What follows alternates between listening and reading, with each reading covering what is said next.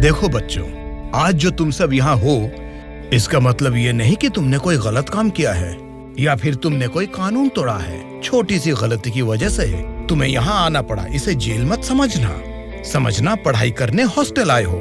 यहाँ से लोग पढ़ के टीचर, डॉक्टर, लॉयर बने हैं। अगर तुम लोग अच्छी तरह से पढ़ाई करोगे तो सरकार मुफ्त में शिक्षा देने के लिए तैयार है। इसलिए तुम में से कौन कौन क्या क्या पढ़ना चाहता है, तुम्हारे लक्ष्य क्या हैं, एक एक करके बताओ। सर, मेरा नाम कुमार है सर, मैं वकील बनना चाहता हूँ सर। गुड। कोर्ट में इंसाफ के लिए लड़ सकते हो तो जज भी जरूर बन सकते हो। समझ गया बेटा? बैठ जाओ। सर, मेरा नाम श्रावण है सर, मैं पुलिस वाला बनना चाहता हूँ। पुलिस बनने के लिए 10वीं भी काफी है, तो वहीं डिग्री पास करके IPS के लिए प्रिपेयर होके तुम SP भी बन सकते हो। ठीक है? तुम्हारा नाम क्या है बेटा? मेरा नाम सूर्या है सर। तुम फ्यूचर में क्या बनना चाहते हो? CM। GM क्या? GM नहीं sir, CM, chief minister.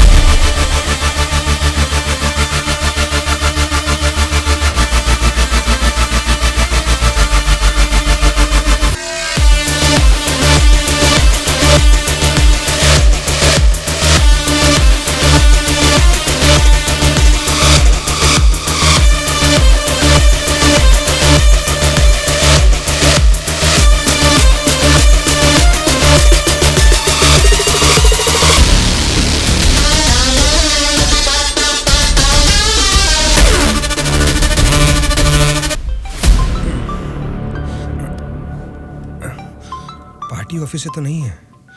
Hello, क्या बात है सुपर राजू, आधी रात को मीटिंग क्यों बुलाया है?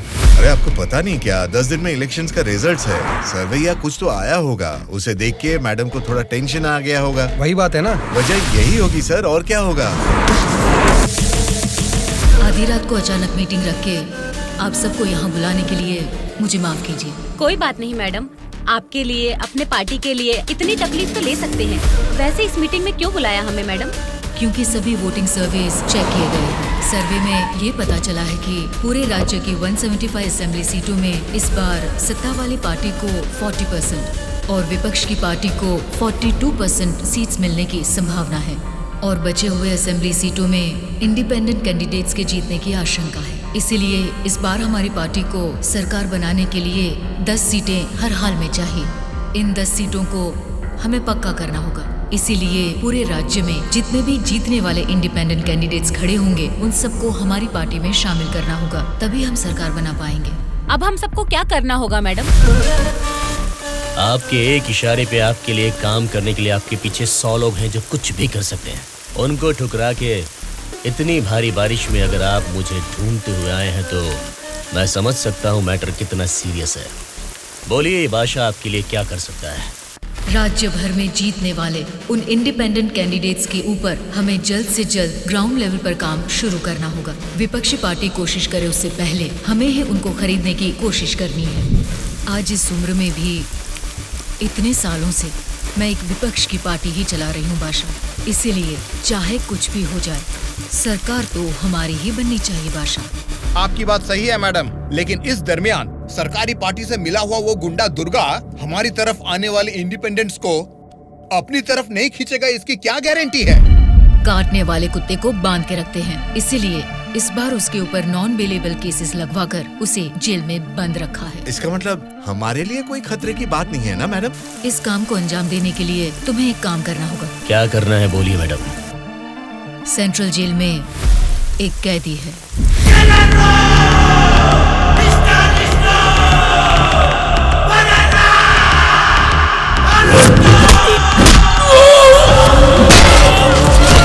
आठ 10 आदमियों को जेल भेजकर उसे मरवाना होगा। नाम क्या है उसका? दुर्गा।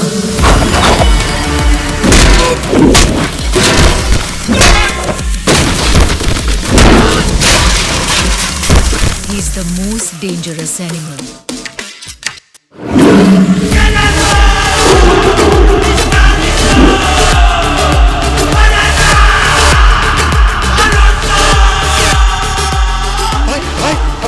कोई मार रहा है।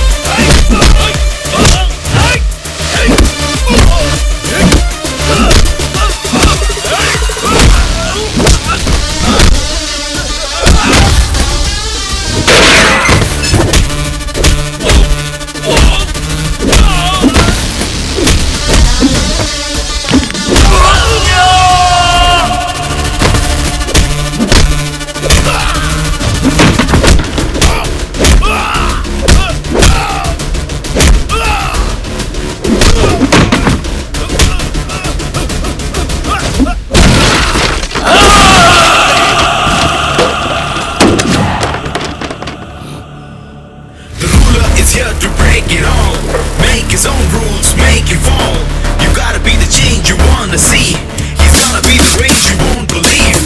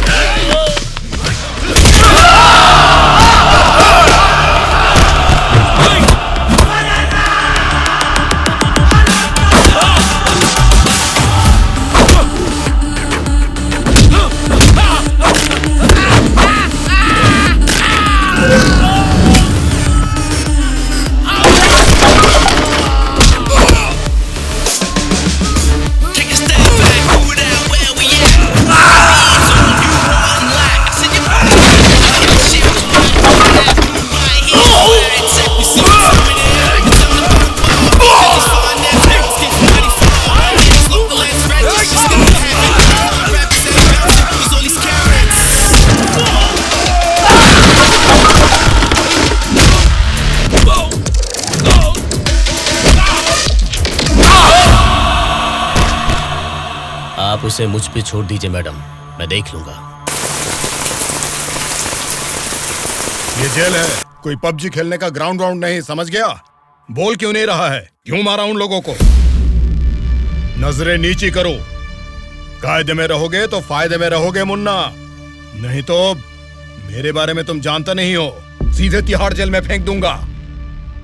ए, तुम लोग क्या देख रहे हो? इसे ले जाके सेल में डाल दो। जेलर साहब। क्या हुआ बादशाह, बात क्या है? मैं अपने 10 छोकरों को आपके जेल भेज रहा हूँ। इस बार किसे टपकाना है? दुर्गा नाम है उसका। दुर्गा बोले तो वो सरकारी पार्टी का आदमी है ना? हाँ साहब, वही है। उसको उड़ाने के लिए अपोजिशन वालों से कितना लिया है और उसमें मेरा कमीशन कितना है? हमेशा की तरह आपके अकाउंट में ट्रांसफर हो जाएगा। स्टेट में इस बार भी हमारी सत्ता आने वाली है, इसलिए कल मेरे फार्म हाउस पर आप सबके लिए एक पार्टी रखी है। Hello sir, CM sir. Central jail से जेलर मधुसूदन बोल रहा हूँ सर। आपको एक खास बात बताने के लिए ही मैंने फोन किया। क्या बात है, बोलो। जेल में आए हुए आपके लोगों को मारने के लिए अपोजिशन वालों ने सुपारी दिया है सर। अगर आपको आपके लोगों की जरूरत नहीं है तो मैं बीच में नहीं आऊंगा, लेकिन अगर आपको इनकी जरूरत अभी भी है तो अपनी जान पर खेलकर भी मैं उन्हें बचा लूंगा। अब आप बताइए, आप किन लोगों को मैं बचा लूं या फिर उनके हवाले छोड़ दूं? मुझे जरा 10 मिनट का टाइम दीजिए। ठीक है सर, मैं आपके कॉल का इंतजार करूंगा।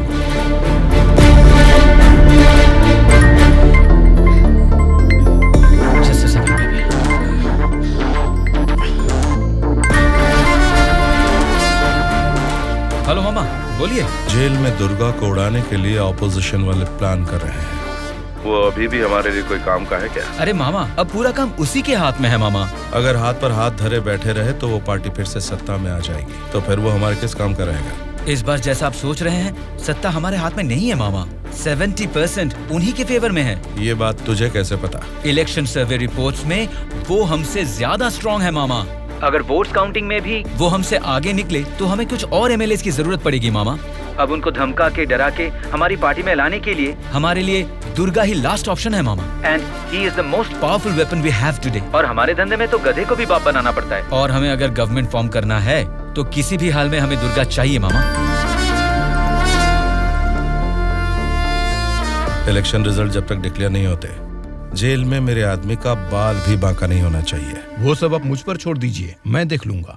लेकिन आपके आदमियों को प्रोटेक्ट करना है तो बहुत बड़ा अमाउंट खर्च हो सकता है सर।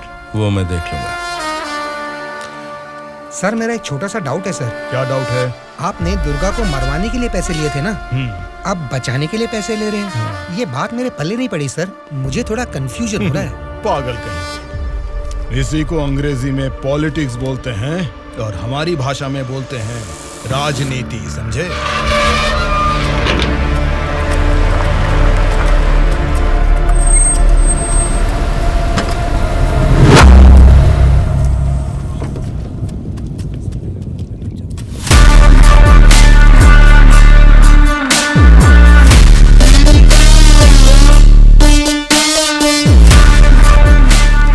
लोग फिर से जेल में आ गए ना। अब लगता है जेल में कोई बड़ा कांड होने वाला है।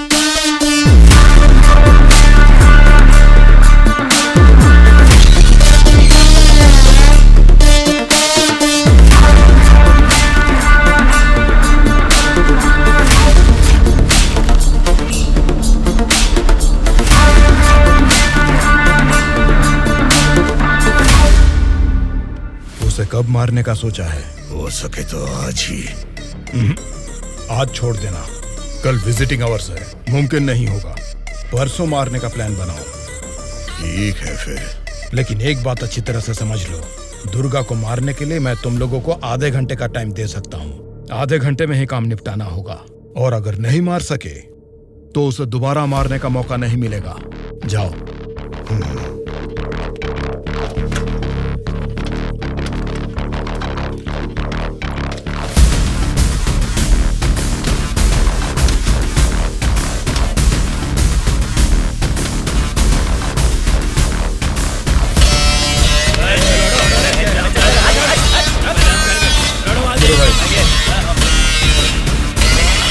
आगे चल। अल्लाह, ये सुना नहीं क्या?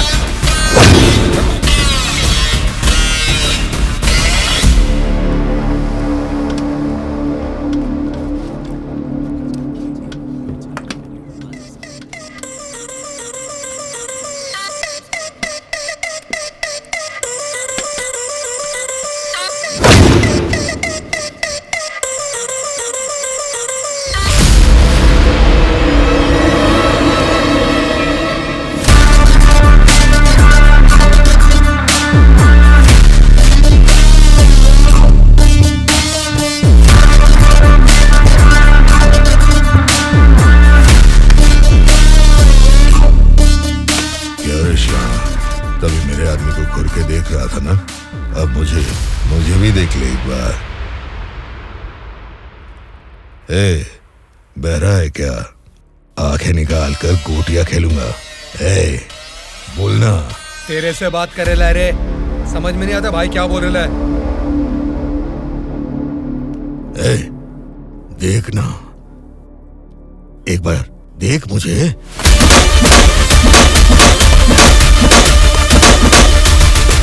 मेरे बारे में तुम जानते नहीं हो, सीधे तिहाड़ जेल में फेंक दूंगा।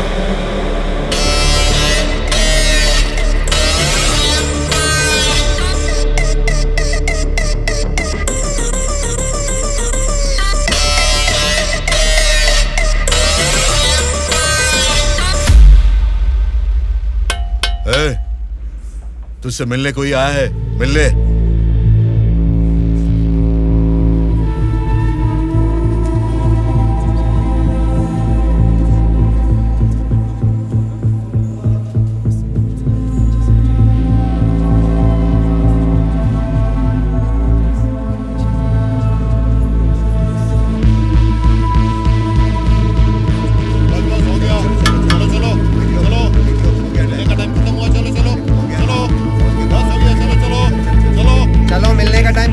चलो निकलो यहाँ से, चलो टाइम हो गया।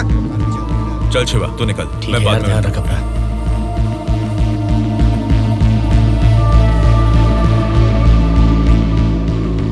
शिवा, भावना कैसी है? देखा, अभी याद आई ना तुझे उसकी? मुझे लगा तो भूल गया था।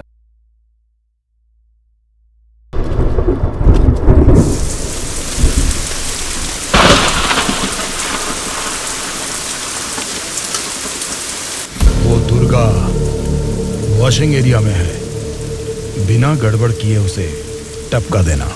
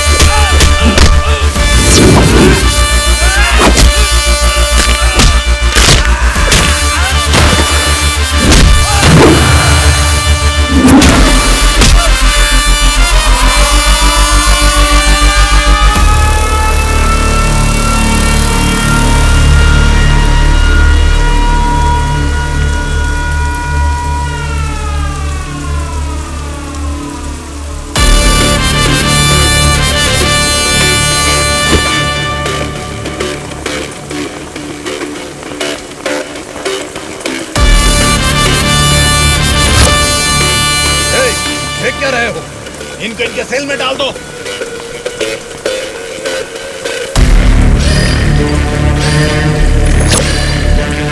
हाँ जेलर साहब। यो बादशाह, तुम और 10 लोगों को भेजोगे ना तो भी जेल में उस दुर्गा को नहीं मार सकोगे। क्या हुआ जेलर साहब? क्या हुआ है? तुमने जिन 10 लोगों को भेजा उन्हें उसने कुत्ते की तरह पीटा। मुझे तो लगता नहीं है उनमें से एक भी जिंदा बचेगा। आइंदा जेल के अंदर ऐसी बचकानी हरकत मत करना। जेल के बाहर ही निपटाओ। प्लानिंग जेल के बाहर करो। रखो फोन।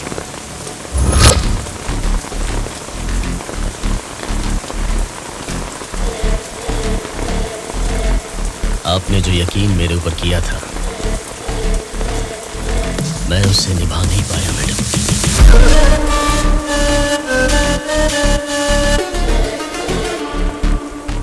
आप ये गन लीजिए मैडम। इस गन से मुझे अभी इसी वक्त यहीं पे मार दीजिए, नहीं तो मुझे एक और मौका दीजिए। मैं खुद जेल में जाकर उस दुर्गा को मारूंगा।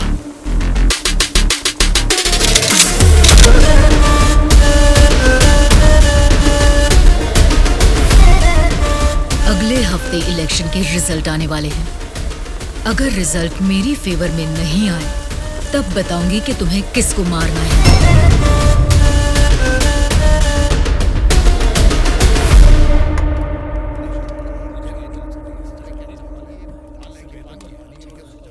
मेरा नाम दुर्गा है।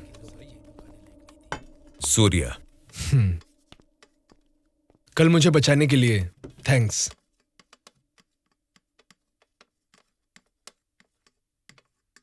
तुम्हारे बारे में सुना था, तुम किसी मर्डर केस में जेल आए हो।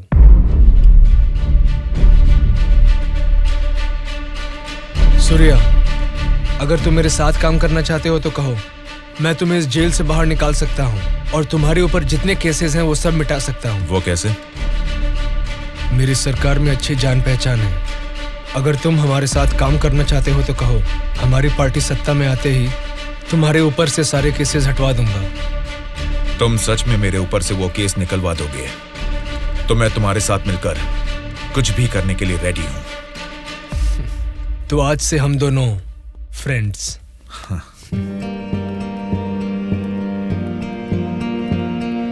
अच्छा, उस दिन वो लोग तुम्हें मारना क्यों चाह रहे थे? ऑपोजिशन वाले तो मुझे कई दिनों से मारने की कोशिश कर रहे थे, क्योंकि उन्हें इस बार जेल में मौका मिल गया, इसीलिए वो मुझे मारने आ गए।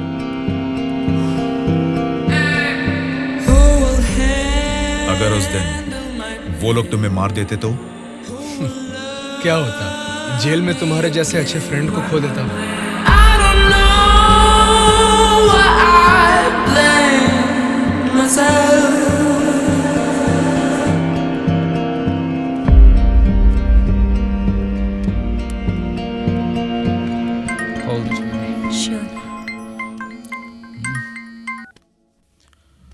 हेलो, मैं दुर्गा बोल रहा हूँ। बोलो दुर्गा। यहाँ जेल में मैं एक आदमी से मिला, किसी छोटे मोटे मर्डर केस में अंदर आया है, लेकिन उसकी हिम्मत अलग ही लेवल की है भाई। वो तो ठीक है, लेकिन क्या वो हमारे काम आएगा? बेशक वो हमारे काम आएगा भाई। ठीक है, इस बार इलेक्शन रिजल्ट्स अगर हमारे फेवर में नहीं आए तो तुम्हें बाहर आना पड़ेगा। ठीक है भाई। तब मैं मामा से बात करके तुम्हारे साथ उसको भी बाहर लाने का प्लान करूंगा।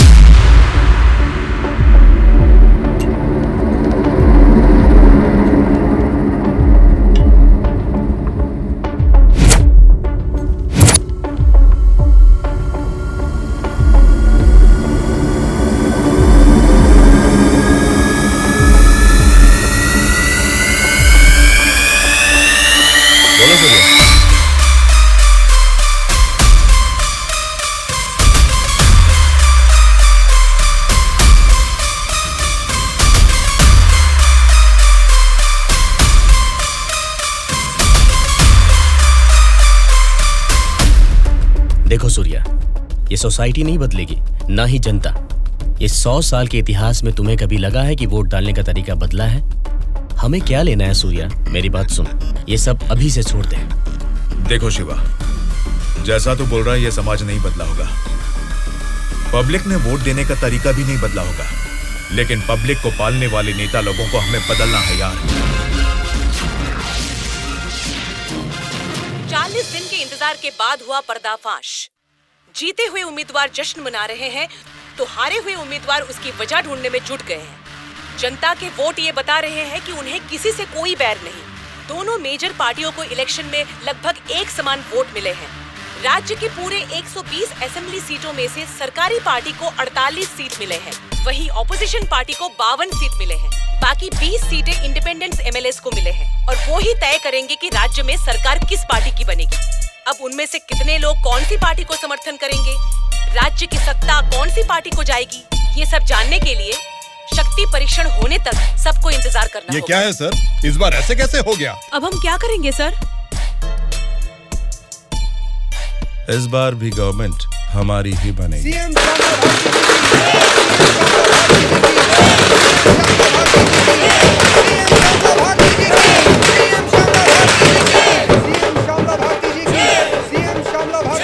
मैडम, इस बार सरकारी पार्टी से आपकी पार्टी लीड में है, इस बार में आपका क्या कहना है? जनता को अब हमारे ऊपर यकीन आ गया है, इसलिए इस बार हमारी पार्टी लीड में है। Thank you. श्यामला भारती जी की, सीएम श्यामला भारती जी की, सीएम श्यामला भारती जी की, सीएम श्यामला भारती जी की, सीएम श्यामला भारती जी की, सीएम श्यामला भारती जी की, सीएम श्यामला भारती जी की, सीएम श्यामला भारती जी की।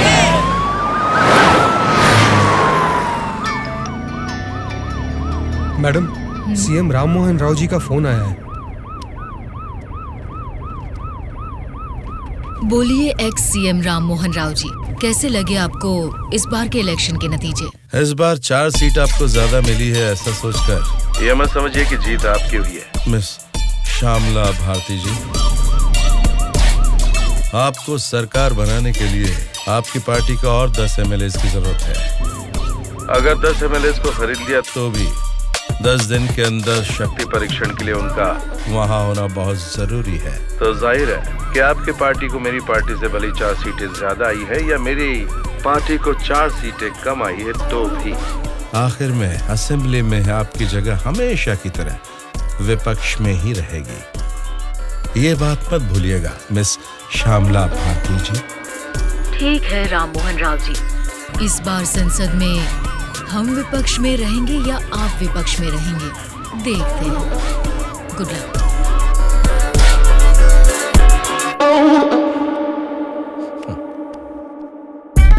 ये जानते हुए कि हमारी पार्टी लीड में है, ये राम मोहन राव कॉन्फिडेंटली कह रहा है कि हमारी पार्टी जीत नहीं सकती।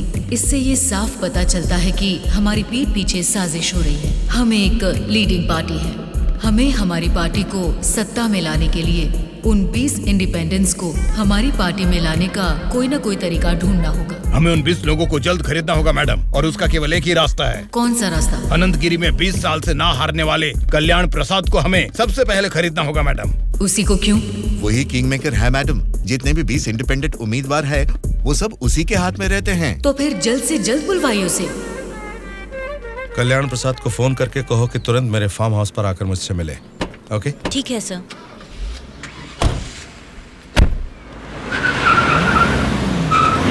लगता है सब लोग आ गए हैं, तेरी वजह से ही लेट है। हाँ रुको रुको। नमस्कार मैडम।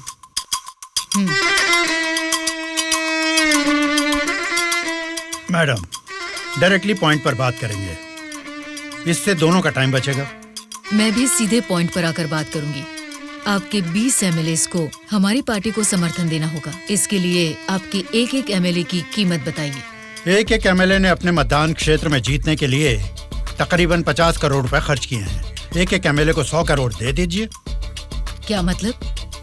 एक एक एमएलए को 100 करोड़? मतलब इसके हिसाब से 20 एमएलए को 2000 करोड़? हाँ मैडम। इतना क्यों? मार्केट में आजकल रेट बहुत बढ़ गए मैडम। एक जमाने में खाना पकाने का तेल 100 रुपए लीटर मिलता था और अब 230 रुपए हो गया है। फिर भी लोग खरीद रहे हैं ना। वैसे जनता के बारे में हम कुछ सोच रहे हैं क्या? नहीं ना। इसीलिए जैसे चीजों के दाम बढ़ गए हैं, वोटर्स ने भी अपने रेट बढ़ा दिए हैं मैडम। एक टाइम पे 1000 रुपए में मिलने वाले वोट अब 5000 में मिलते हैं। यहाँ कोई भी कैंडिडेट को देख के वोट नहीं डालता मैडम, वो वोट डालता है कैश देखकर ही। मतलब आपके एमएलएस को हमारी पार्टी को समर्थन देना है तो आपको 2000 करोड़ देने होंगे, सही कहा? 2000 करोड़ नहीं मैडम। तो फिर? 2500 करोड़। मतलब 2500 करोड़ रुपए? यस। वो 500 करोड़ किसके लिए? वो मेरा कमीशन है मैडम। आपका कमीशन 500 करोड़ है? जी मैडम। मैं आपको कोई प्याज टमाटर थोड़ी ना बेच रहा हूँ। इस राज्य की सत्ता 5 साल के लिए दे रहा हूँ आपको। इसके बदले में एक छोटी सी 500 करोड़ की रकम कमीशन लेने में कोई गलती नहीं है madam.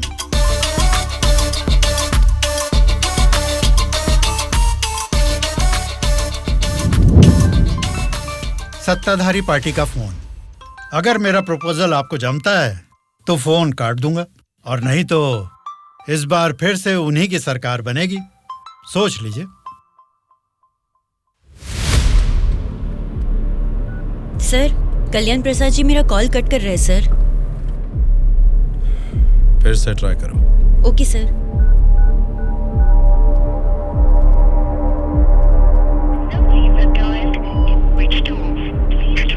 Sir, phone switch off आ रहा है सर।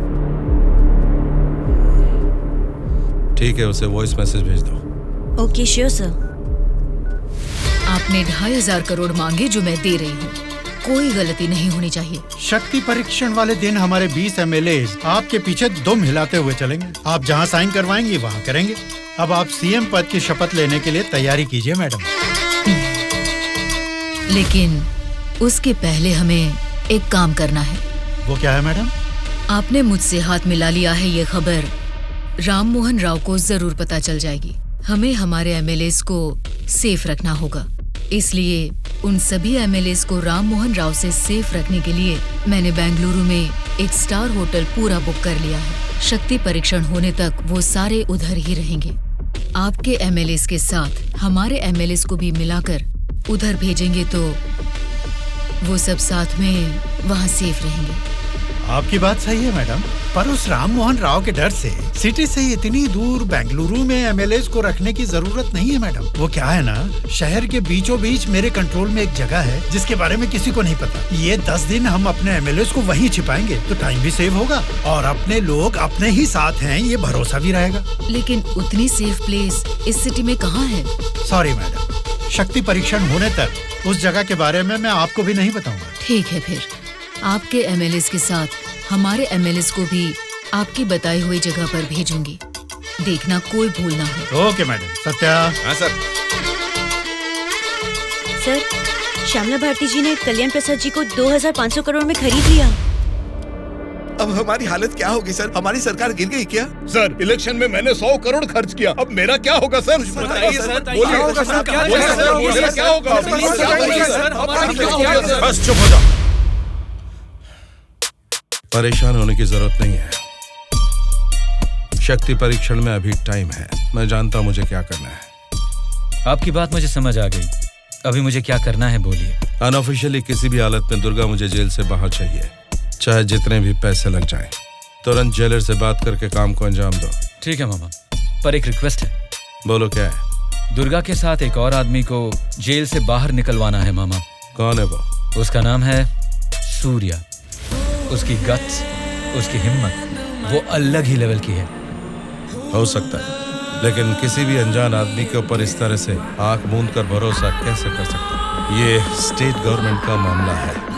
अगर कुछ गलत हो गया तो मेरा पूरा पॉलिटिकल करियर खत्म हो जाएगा। मेरा यकीन कीजिए मामा, हमारे गवर्नमेंट को गिरने से बचाने के लिए इस ऑपरेशन में दुर्गा से ज्यादा वो ही एक्टिवली काम करेगा। ठीक है, अगर तुम उसकी इतनी तारीफ कर रहे हो तो काम खत्म होते इन दोनों को फिर से जेल में डाल दूंगा। मैं भी उससे जरूर मिलना चाहूंगा।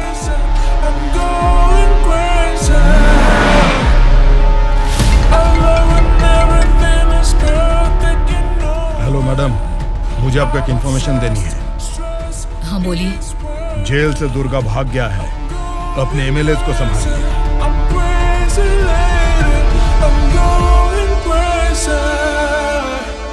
इनको अभी छोड़ के आपने वो पार्टी को इन्फॉर्मेशन क्यों दे दिया सर? वो लोग आपस में लड़के मरेंगे तो ही ना हम जैसे लोग सेफ रहेंगे।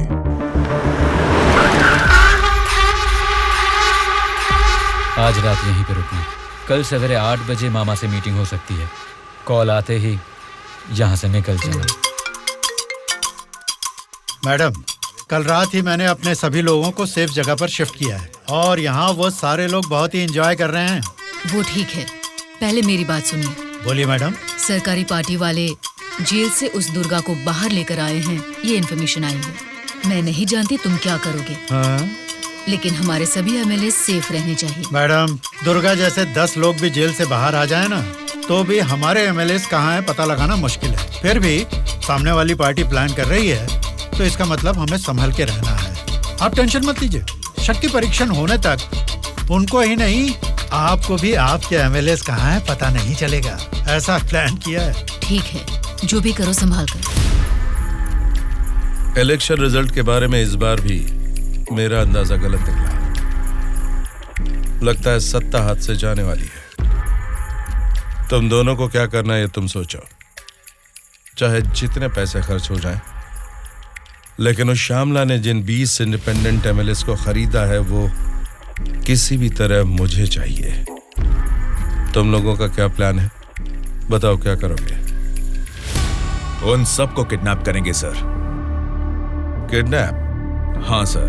20 एमएलएस को किडनैप करना तुम्हें स्कूल के बच्चों को किडनैप करने के जैसा लग रहा है क्या? 20 एमएलएस नहीं सर, ऑपोजिशन एमआईयू को मिलाकर पूरे 72 एमएलएस हैं सर। क्या 72 लोग?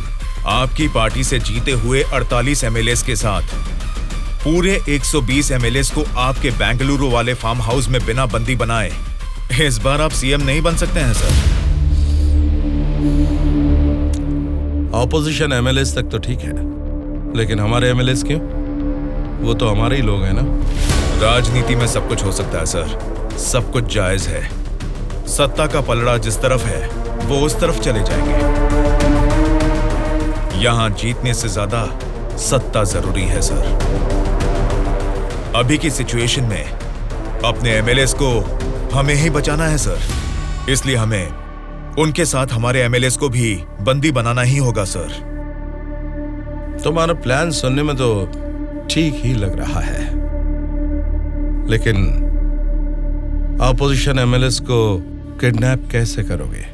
यह मुमकिन है क्या? सत्ता की जंग हर कोई जीतना चाहता है, पर जीत सिर्फ एक की ही होती है और उसी को वीर कहते हैं। मैंने आपको जिसके बारे में बताया था ये वही है सर। तो जरा बताओ कि शुभ काम का मुहूर्त कब है? इस शुक्रवार को ही आपके सभी एमएलएस को बस में बिठा के दुर्गा को सौंप दीजिए। दुर्गा उनको बेंगलुरु हाईवे के एक ढाबे पर लेकर आएगा। इसी बीच ऑपोजिशन के सभी एमएलएस को किडनैप करके लाने का जिम्मा मेरा होगा। गुड। तुम्हारे प्लान के साथ तुम्हारा कॉन्फिडेंस भी मुझे अच्छा लगा।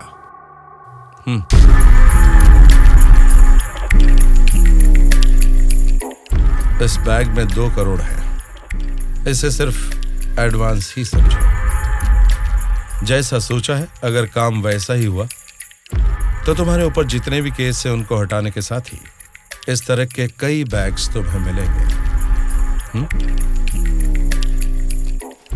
इस बार भी आप ही सीएम पद की शपथ लेंगे, उसके लिए तैयार रहिए।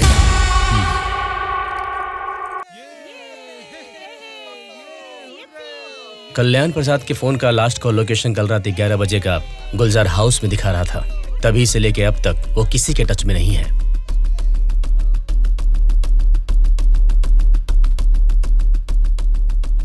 तो फिर वो पक्का गुलजार हाउस में ही है। हाँ बोलो। मैडम, आपके लिए एक बैड न्यूज है। गुलजार हाउस में ठहरे हुए आपके सभी एमएलएस को सत्ता वाली पार्टी के लोग किडनैप करने की कोशिश कर रहे हैं। आप फौरन उनको वहां से कहीं और शिफ्ट करवाइए, नहीं तो सीएम नहीं बन पाएंगी। लेकिन तुम कौन हो? आपका हितैषी हूं।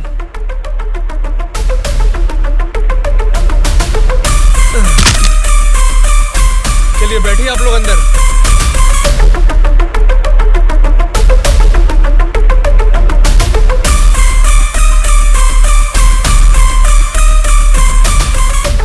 बोलिए मैडम। कहाँ हैं आप? मैं नहीं बता सकता। मैं सीरियसली कुछ पूछ रही हूँ, उसका सीधा जवाब दीजिए। मैं भी सीरियसली ही बोल रहा हूँ मैडम, नहीं बता सकता। आप सब गुलजार हाउस में हैं, ये बात मैं अच्छी तरह से जानती हूँ। वो कैसे मैडम? गूगल मैप पे भी सर्च करने पर इस जगह के बारे में किसी को पता नहीं चलता। सिर्फ मुझे ही नहीं बल्कि सरकारी पार्टी वालों को भी पता है कि आप सब कहाँ छुपे हो। अब क्या करें मैडम? उनके वहाँ पहुँचने से पहले निकलो वहाँ से और अपने साथ सभी एमएलएस को वहाँ से शिफ्ट कर दो। लेकिन अभी के अभी इतने एमएलएस को कहाँ शिफ्ट करेंगे मैडम? मैं बस भेज रही हूँ, मेरे बेंगलोर वाले रिसोर्ट में शिफ्ट हो जाओ। समझ गए तुम? समझ गया।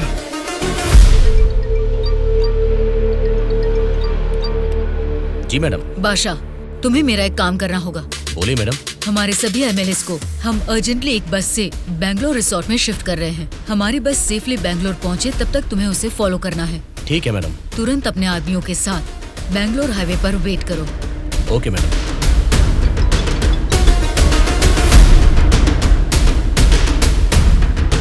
हेलो मैडम, मैं ट्रैवल एजेंसी का बस ड्राइवर बोल रहा हूँ मैडम। कहाँ पहुँचे तुम? मैं बिल्कुल सही लोकेशन में पहुँच गया हूँ मैडम। ठीक है, हमारे लोग वहाँ आएंगे, वेट करो। ठीक है मैडम।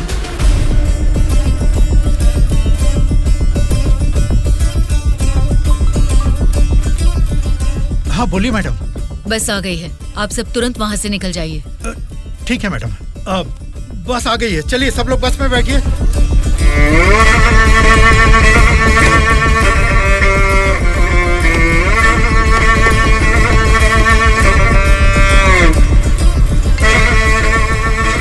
मैडम, सब लोग बस पे चढ़ गए मैडम। अभी निकल सकते हैं क्या मैडम? Okay madam. बोलो सूर्या।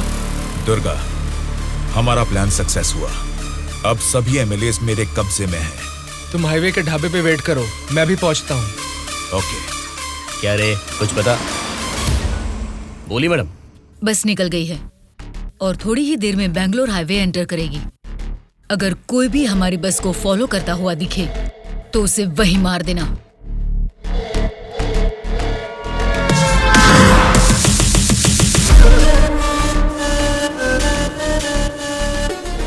मैडम, हमारे एमएलए की बस अभी सामने से क्रॉस हो गई है। तुम ध्यान से हमारी बस को फॉलो करना, ठीक है?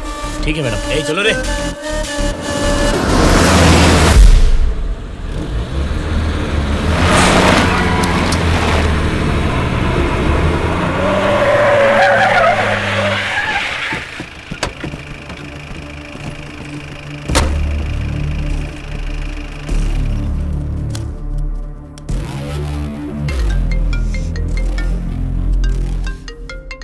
बोलो बादशाह। हाँ मैडम, अभी हमारी बस हाईवे के बाजू में एक ढाबा के पास रुकी हुई है। नाइट जर्नी है ना बादशाह, चाय कॉफी पीने के लिए रुके होंगे। अब इतना भी फोन करके बताओगे? मैडम मैडम, अब क्या हुआ बादशाह? हमारे बस के पीछे ही एक और बस आके रुकी है। और एक बस? हाँ मैडम, देखने में तो सरकारी पार्टी की एमएलए की बस लग रही है। क्या सरकारी पार्टी के एमएलए की बस? हाँ मैडम, पक्का उन्हीं लोगों की बस है मैडम। सच में? लेकिन उनकी बस वहाँ क्यों आई है? पता नहीं चल रहा मैडम। जैसे हम अपने एमएलए को बैंगलोर भेज रहे हैं, वैसे ही वो अपने एमएलए को शायद किसी सेफ जगह पर भेज रहे होंगे। हो सकता है, फिर भी दोनों बस एक ही जगह पर एक ही समय पर ये कैसे हो सकता है? तुम एक काम करो बादशाह, हमारे एमएलए की बस वहाँ से सुरक्षित निकल जाए, तब तक उनकी बस पर तुम कड़ी नजर रखना। ठीक है मैडम।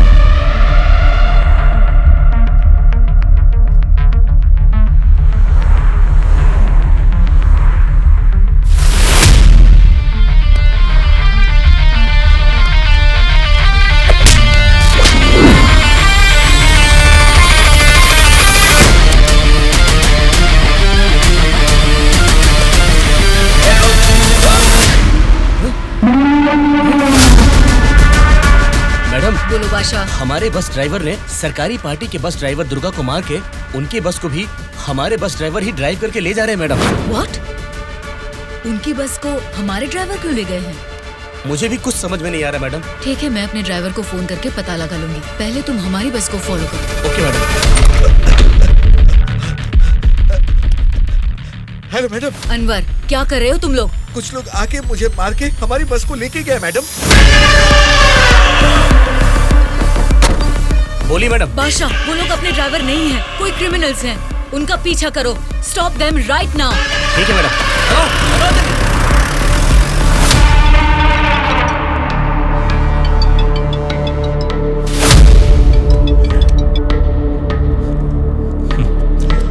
बोलिए श्यामला जी, इस वक्त कैसे याद किया? बड़े रिलैक्स्ड मूड में लग रहे हैं आप। एक शॉकिंग न्यूज सुनाऊं आपको? बताइए, क्या है वो? अभी तक मैंने सोचा कि संसद में आपके और मेरे बीच में स्पर्धा है, लेकिन हमारी इस स्पर्धा में किसी तीसरे ने एंट्री ली है।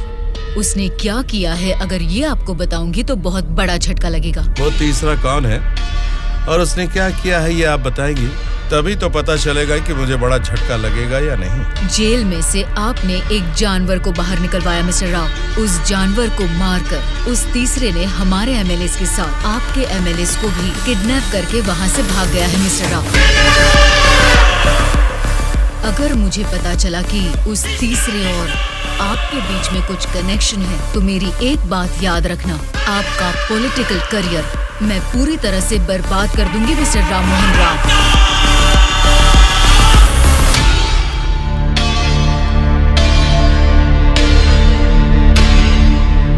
क्या हुआ मामा?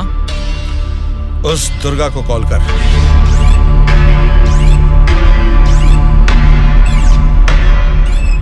वो फोन नहीं उठा रहा है। उसके फ्रेंड को कॉल कर।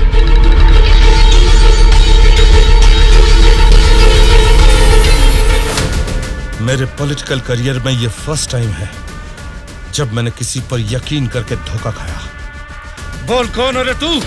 बोला था ना, ये सत्ता की जंग हर कोई जीतना चाहता है, लेकिन किसी एक को ही जीत मिलती है, उसी को वीर कहते हैं।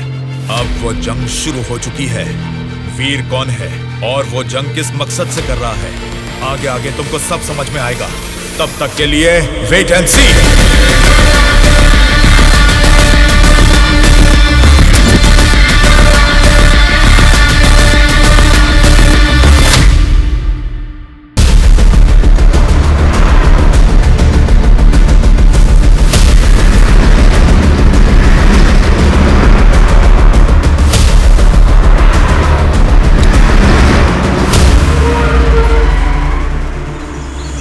कौन सी जगह है? बेंगलुरु रिसोर्ट बोले थे, गलती से किसी और रूट में तो नहीं आ गए? घना जंगल लग रहा है ये तो।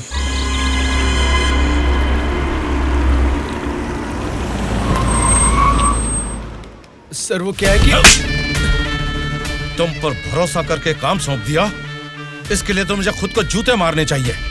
अपना ये चेहरा फिर मुझे कभी मत दिखाना। पता नहीं कहां से एक अनजान आदमी को लाकर मेरे सर पर बैठा दिया। अब देखो उसने क्या किया है। सॉरी मामा।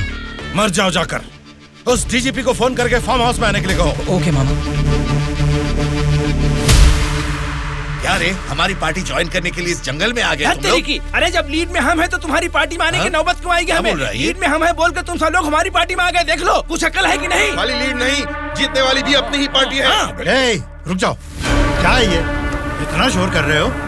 आपस में लड़के कुछ नहीं मिलने वाला। हमें कुछ भी बोलिए, लेकिन हमारी पार्टी को कुछ मत बोलना। समझ गए? जरा सामने आओ और अपनी पार्टी की ताकत दिखाओ।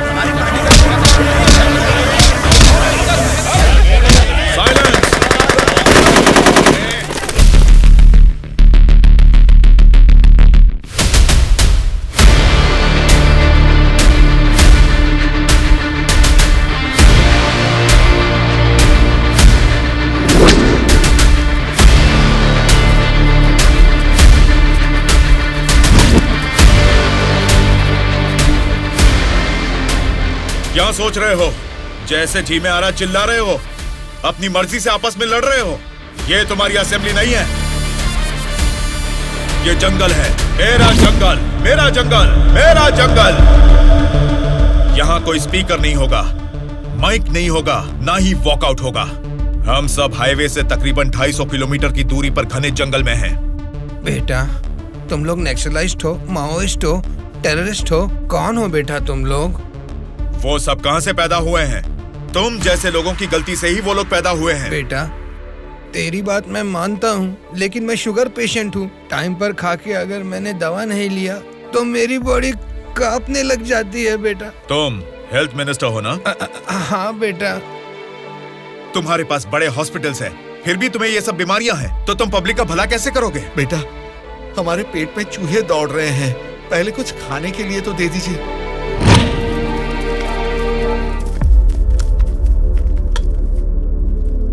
ये क्या खाना है? ये तो जेल के खाने से भी बदतर है। क्यों रे? तेरी राशन की दुकान में यही चावल तो बिकता है, फिर वो लोग कैसे खाते होंगे, कभी सोचा है?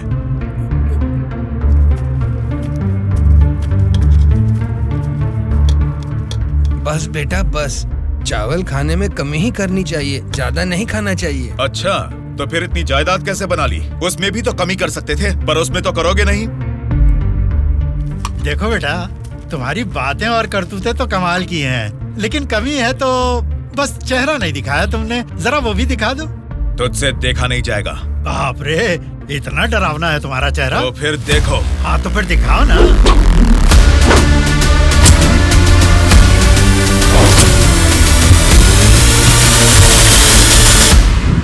हमारी जिंदगी को लक्ष्य देता है ये महाविद्यालय, हमारे भविष्य को भी रचता है ये विद्यालय। स्वामी विवेकानंद ने कहा था कि देश का भविष्य युवा पीढ़ी के हाथों में है, लेकिन युवा होने के नाते हम क्या कर रहे हैं? देश के भविष्य से मुझे क्या करना है, ऐसा बोलकर हम खुद ही को स्वार्थी बनाते जा रहे हैं। मतलब हमारा पढ़ाई करना, नौकरी करना स्वार्थ है क्या? प्रॉब्लम पढ़ाई के बारे में या जॉब के बारे में नहीं है बेटा, तो फिर देश के भविष्य के बारे में ना सोचना ही प्रॉब्लम है। इसीलिए तो हर 5 साल में हम वोटिंग करके नेता लोगों को चुनते हैं। ये सब काम तो उनका है। वही तो हम लोगों की गलती है, वोट देते हैं और भूल जाते हैं। एक स्टूडेंट की हैसियत से फैसला करना आपके हाथ में नहीं है, लेकिन बेहतर समाज का निर्माण करने का सामर्थ्य आप में है। उन लोगों को खड़ा करके पूछने का हक भी आपको है। जब आप लोग ऐसा करेंगे, तब स्वामी विवेकानंद की बात सच होगी कि देश का भविष्य युवाओं के हाथों में है। जाल खरीदने के लिए पैसे देंगे, नाव खरीदने के लिए लोन देंगे। तुमसे यही वादा इलेक्शन से पहले किया गया था ना, लेकिन अब सत्ता में आकर 4 साल होने के बाद भी एक भी वादा पूरा नहीं किया। इसको आप कब तक सहेंगे और कितने दिन भुगतेंगे? इन एमएलएस को जीतने दीजिए और सवाल कीजिए।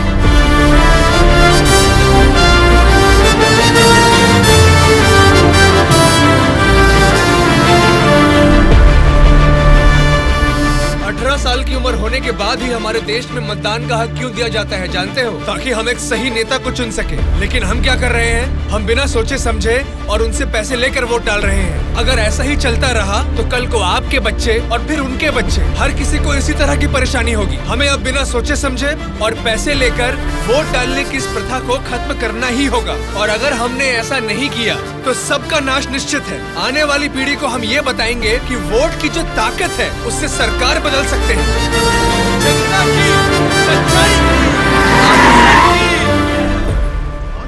स्टूडेंट सर, आजकल जनता के सामने समाज के बदलाव की बातें करते रहते हैं सर।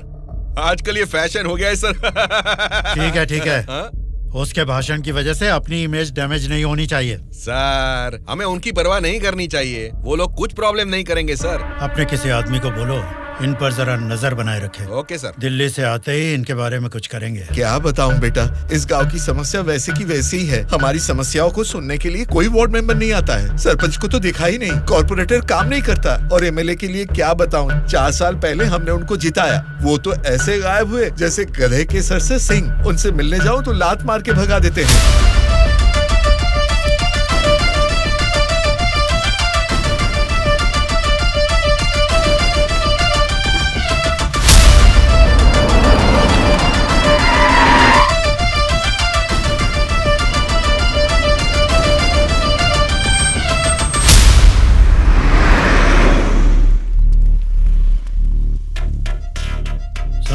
हाँ सर। हम बगल वाली स्टेट में गए थे ना? हाँ सर।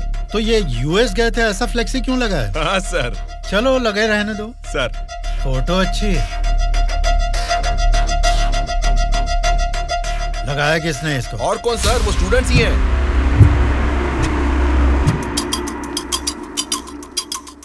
इन पोस्टर्स को देखकर वो एमएलए पक्का रिएक्ट करेगा। रिएक्ट तो करेगा, पर कैसे रिएक्ट करेगा वो पता नहीं चल रहा।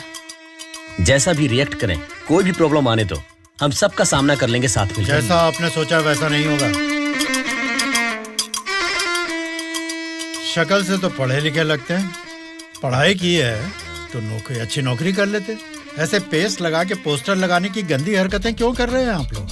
ये पॉलिटिक्स के चक्कर में क्यों फंस रहे हैं? ये एक दलदल है, एक बार इसमें उतर गए ना तो फिर इससे बाहर नहीं निकल पाओगे। समझ गए ना? मतलब आपकी नजर में वोटर की कोई वैल्यू नहीं? अरे बहुत सही कहा आपने। आपकी नजर में वोटर की बड़ी कीमत है, लेकिन हमें वोट की कीमत पता है। यही फर्क है आपकी और हमारी सोच में। एक बार वोट मिल गया ना, फिर वोटर को कौन पूछता है? 5 साल के लिए हम ही राजा, हम ही मंत्री। मतलब आपसे सवाल करने वाला कोई नहीं है क्या? अब तुम ही बताओ, जो लोग पैसा लेकर वोट डालते हैं उनको सवाल पूछने का अधिकार है? अभी जो भी हो रहा है वो इलेक्शन नहीं है, कलेक्शन है। हम वोट कलेक्ट करेंगे, वो पैसे कलेक्ट करेंगे। एक एक वोट का 5000, 1.5 लाख वोट हैं, मतलब 75 करोड़। उसके साथ दारू, बिरयानी, नाच गाना, पोस्टर, पब्लिसिटी, इनके अलावा हमारे नेता को मिलने वाले गिफ्ट्स। बाप रे, तकरीबन 150 से 200 करोड़ खर्च होता है। अब इस खर्चे को प्रॉफिट में बदलना है, 200 करोड़ का 1000 करोड़ बनाना है। ये सब करने में ही 5 साल निकल जाएंगे। फिर जनता की सेवा करने का टाइम कहाँ रहेगा? वैसे वोट बेचने वाले की हम सेवा क्यों करें? उसको पूछने का हक नहीं है, क्योंकि उसने तो अपना वोट बेच दिया है। इसलिए मैं तुम लोगों को आखिरी बार बोल रहा हूँ, सड़क छाप गुंडागर्दी से जिंदगी शुरू की थी, अब स्टेट मिनिस्टर हूँ। मुझे फिर से गुंडा बनने पर मजबूर मत करो। इलेक्शन नजदीक आ रहे हैं। पिछली बार वोट के लिए 5000 मांगे थे, इस बार 10,000 मांगेंगे। हमें इसके लिए तैयार रहना है। यहाँ वोट के लिए ही नहीं, सीट के लिए भी पैसे देने हैं। पार्टी हाईकमांड मेरी परवाह नहीं करेगी तो मुझे बहुत दिक्कत हो जाएगी। मेरे रास्ते से हट जाइए। इसके बावजूद भी अगर किसी ने रोका तो तुम सबकी डेट ऑफ बर्थ तो अलग अलग है, लेकिन डेट ऑफ डेथ एक हो जाएगी, याद रखना। चलता हूँ। डार्लिंग, डार्लिंग, सब अच्छा ही हुआ है। टी स्टेट का एडवांस दे दिया है। अगले महीने इलेक्शन है, उसके बाद रजिस्ट्री होगी। ऊटी टी स्टेट की तुम ही मालकिन हो। तुम्हारा सर देखो। आपकी नजर में वोटर की बड़ी कीमत है, लेकिन हमें वोट की कीमत पता है। एक बार वोट मिल गया ना, फिर वोटर को कौन पूछता है? 5 साल के लिए हम ही राजा, हम ही मंत्री। आज की ब्रेकिंग न्यूज, हम आपके सामने एमएलए कल्याण प्रसाद जी की बेईमानी का खुलासा करने वाले हैं। टीवी देखिए सर। जो लोग पैसा लेकर वोट डालते हैं उनको सवाल पूछने का अधिकार है। अभी जो भी हो रहा है वो इलेक्शन नहीं है, कलेक्शन है। तो तुम सबकी डेट ऑफ बर्थ तो अलग अलग है, लेकिन डेट ऑफ डेथ एक हो जाएगी, याद रखो। खुद कल्याण प्रसाद जी के मुंह से ये बातें सुनने के बाद उन्हें मिनिस्टर के पद से ही नहीं बल्कि पार्टी के हाई कमांड ने उन्हें पार्टी से भी सस्पेंड कर दिया है। आपको बिना बताए पद से निकाल दिया, ये तो नाइंसाफी है सर। क्या नाइंसाफी है रे? हाँ, मैं एक बड़ा बदमाश हूँ, ऐसा ही बोलकर इन्होंने वीडियो में मान लिया। सब लफंगे लोगों के ये बड़े नेता हैं। लो खाओ, सब ठूसो।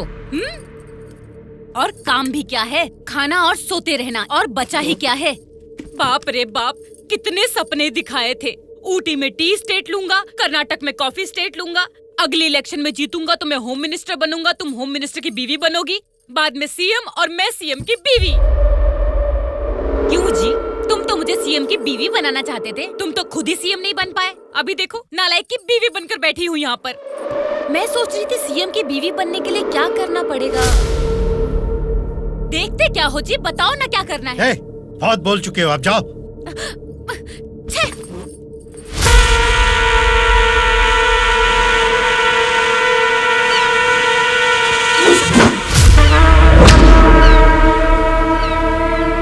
अरे क्या कर रहा है?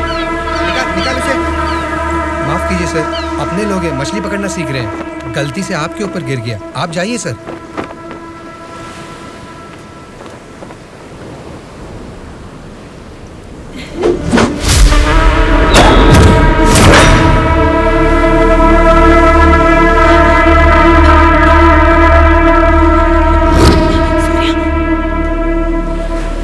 सॉरी सर, मछली पकड़ते समय समुंदर में सब मछलियां तो नहीं पकड़ सकते ना सर। हमारे हाथ में आई हुई मछली पकड़ेंगे, गलत मत समझिए। अब जाइए।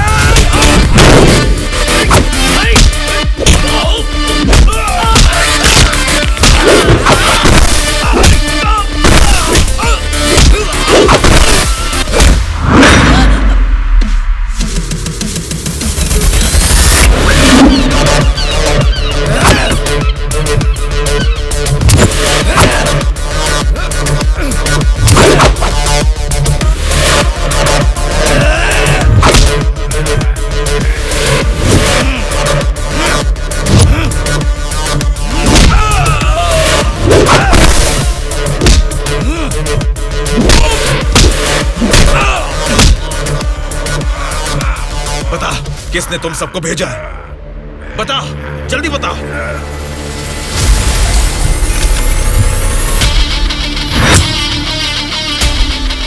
इतना हैरान क्यों है? मरा हुआ आदमी तेरे सामने जिंदा कैसे खड़ा है, यही सोच रहा है ना तू? मुझे मारना तेरे बस की बात नहीं है, ना ही तेरे बाप से हो पाएगा। वोट देना हर एक का हक है, उसे पैसे देकर मत खरीदो। एमएलए एक रिप्रेजेंटेटिव होता है जो लोगों की समस्याओं को सरकार के पास लेकर जाता है, बल्कि ये नहीं कि वो उस क्षेत्र का राजा बनकर बैठे। जस्ट एक कर्मचारी है। तुम सब कुछ भूल गए हो, इसलिए याद दिलाने के लिए पोस्टर्स लगाए, लेकिन तुम तो समझ ही नहीं पाए। अब तक तो तुम्हें ही बदलने के बारे में सोचा था, इस चुनाव क्षेत्र के एमएलए को बदलने के बारे में नहीं। लेकिन अब बदलूंगा। अगले इलेक्शन में चुनाव के लिए रेडी हो जाओ। अब की बार कलेक्शन नहीं, इलेक्शन होगा।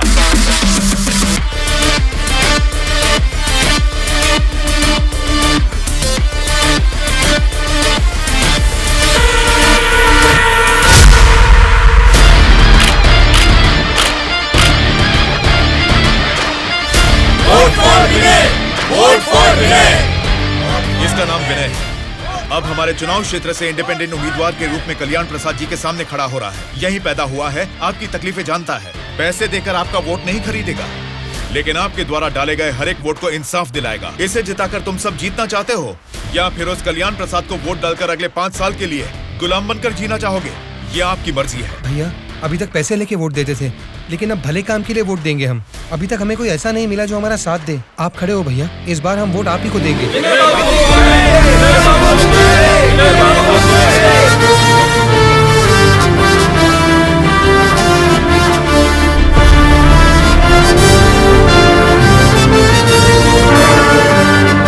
ऐसा क्या? यहाँ आप लोग बैठकर ताश खेल रहे हैं और वहाँ आपके सामने दूसरा लीडर खड़ा हो रहा है। देखो, पैसे लेकर वोट डालने वाली जनता के रहते हैं, इनकी परवाह नहीं करनी है। आपका बोया हुआ पेड़ आपको ही छांव देगा। आपका डाला हुआ वोट भविष्य का फैसला करेगा। अब किसे वोट देना है ये आप ही तय कीजिए।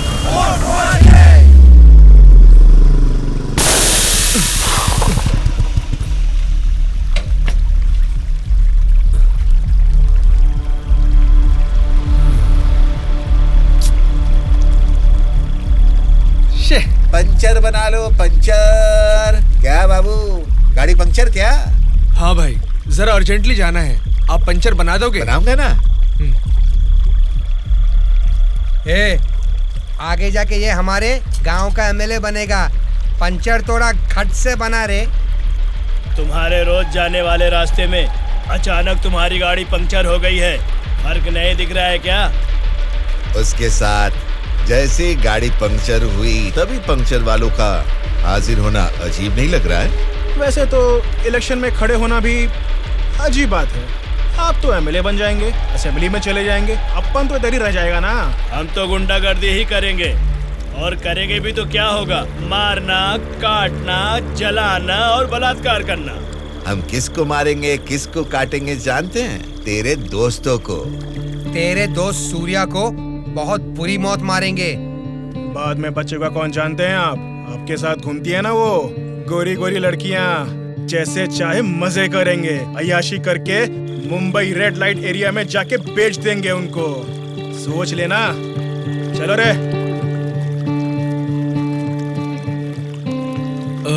आप सबको कुछ बताना चाहता हूँ, लेकिन आप लोग गुस्सा मत होना। तो फिर तुम वो बात ही क्यों कर रहे हो जिससे गुस्सा है? अरे वो बात नहीं है। अरे तो अब बता भी दो ना। मैं ये इलेक्शन नहीं लड़ूंगा। What? सच सच बताओ, क्या तुम्हें किसी ने डराया? ऐसा कुछ नहीं है, मैं ये इलेक्शन नहीं लड़ूंगा बस।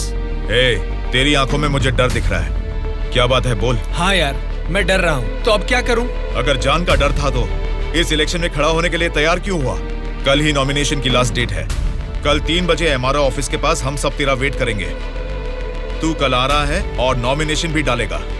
उल्टा सीधा बोलेगा तो इन सब के बारे में तो नहीं जानता, लेकिन मैं तुझे मारकर समुंदर में फेंक दूंगा। याद रखना, कल शाम को 3 बजे एमआरओ ऑफिस। चलो रे। कल हम तेरे लिए वेट करेंगे।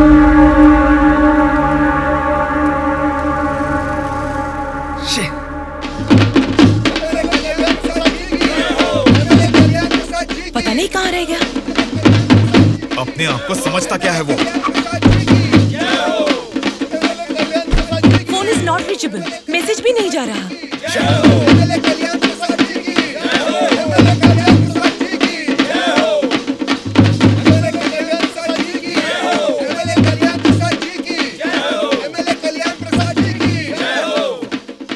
संभाल के रखना, बात के कार्यक्रम में काम आएंगे।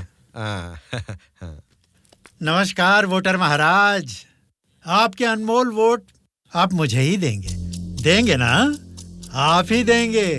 अच्छा मुहूर्त निकलने से पहले नॉमिनेशन करके आता हूँ। नमस्ते।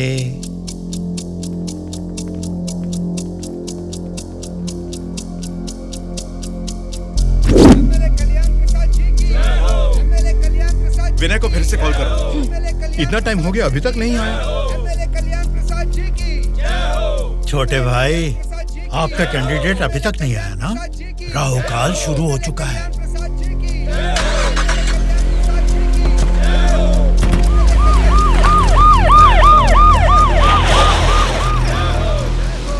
हम तुम्हें अरेस्ट करने आए हैं।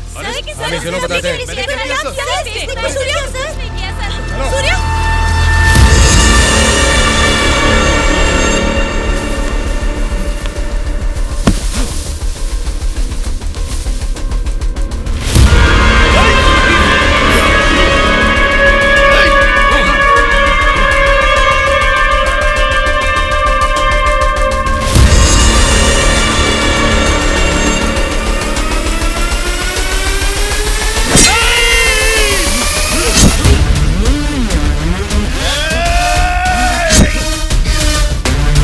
क्या हो रहा है सर? फायर रख अपना।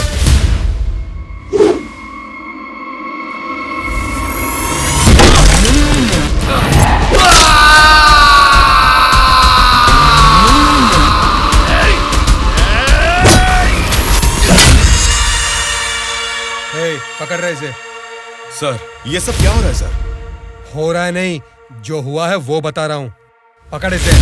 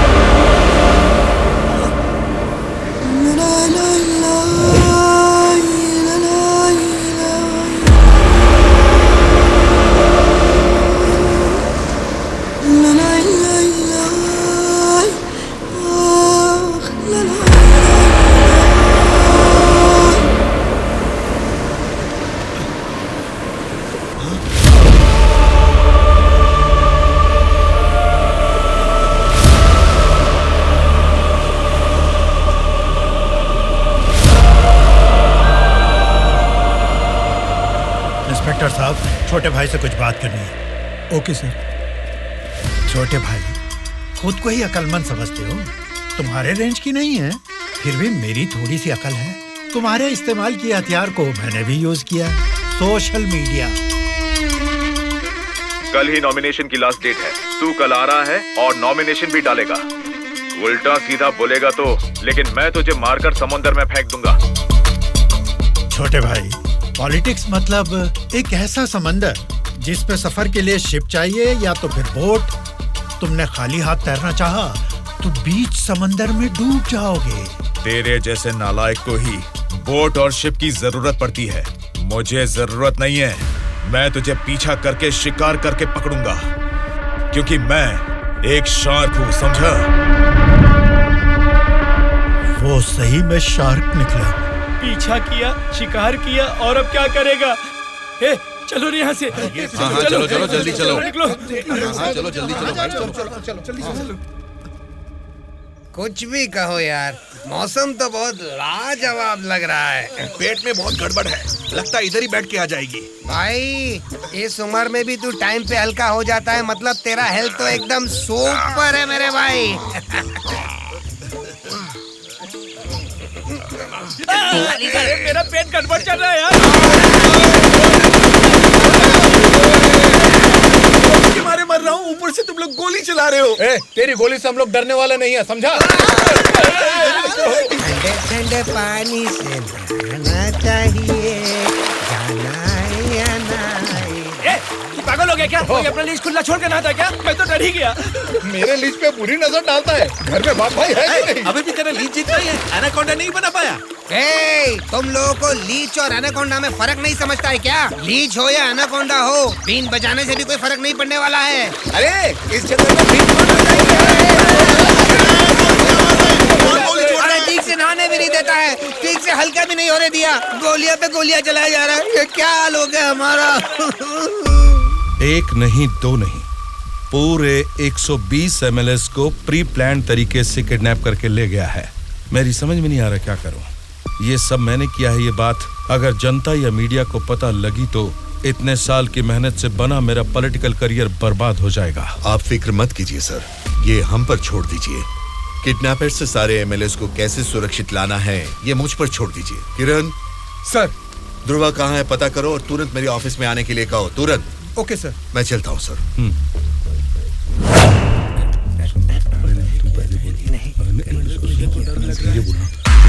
मुझे तो डर लग रहा है। तुम ही बोलो बेटा। क्या है? आपके बारे में सब कुछ पता चल गया बेटा। सच में नाइंसाफी हुई है। मैं सच बोल रहा हूँ, लेकिन गलती तो उसने की है। फिर हम लोगों को यहाँ लेकर क्यों आए हो बेटा? चाहिए तो उसको अकेले रख लो और हम लोगों को छोड़ दो बेटा। ठीक है, तुम लोग कह रहे हो तो मैं तुम्हें छोड़ दूंगा। उससे पहले मैं तुम सबसे 3 सवाल पूछूंगा। अगर तुमने सही जवाब दिया तो मैं तुम सबको आज ही छोड़ दूंगा। पहला सवाल, आप में से सनी लियोन को कितने लोग जानते हैं? क्यों नहीं जानते सर, वो तो मेरी पसंदीदा फिल्म स्टार हैं। उसे देखे बिना मुझे नींद ही नहीं आती, समझे? दूसरा सवाल, पूजा हेगड़े को कितने लोग जानते हैं? पूजा हेगड़े का मैं बहुत बड़ा फैन हूँ बेटा।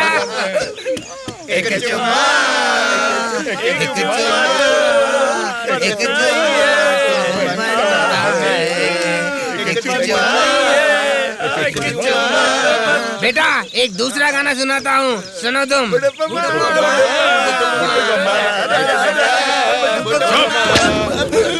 तीसरा सवाल, नारायण स्वामी को कितने लोग जानते हैं? भाई नारायण स्वामी ना, उनका व्रत मैं हमेशा रखता हूँ। तुम सनी लियोन को जानते हो? पूजा हेगड़े ने कितने एक्टर्स के साथ डांस किया ये भी जानते हो? लेकिन जनता के लिए अपनी जान भी कुर्बान करने वाले नारायण स्वामी को नहीं जानते। कौन है बेटा वो? कोई देवता है क्या? हाँ, देवता ही है, लेकिन मंदिर में रहने वाला देवता नहीं, जनता के दिल में रहने वाला देवता, नारायण स्वामी।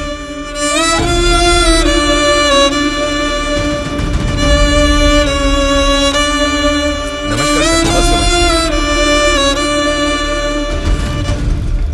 नमस्ते माँ जी। नमस्ते नमस्ते।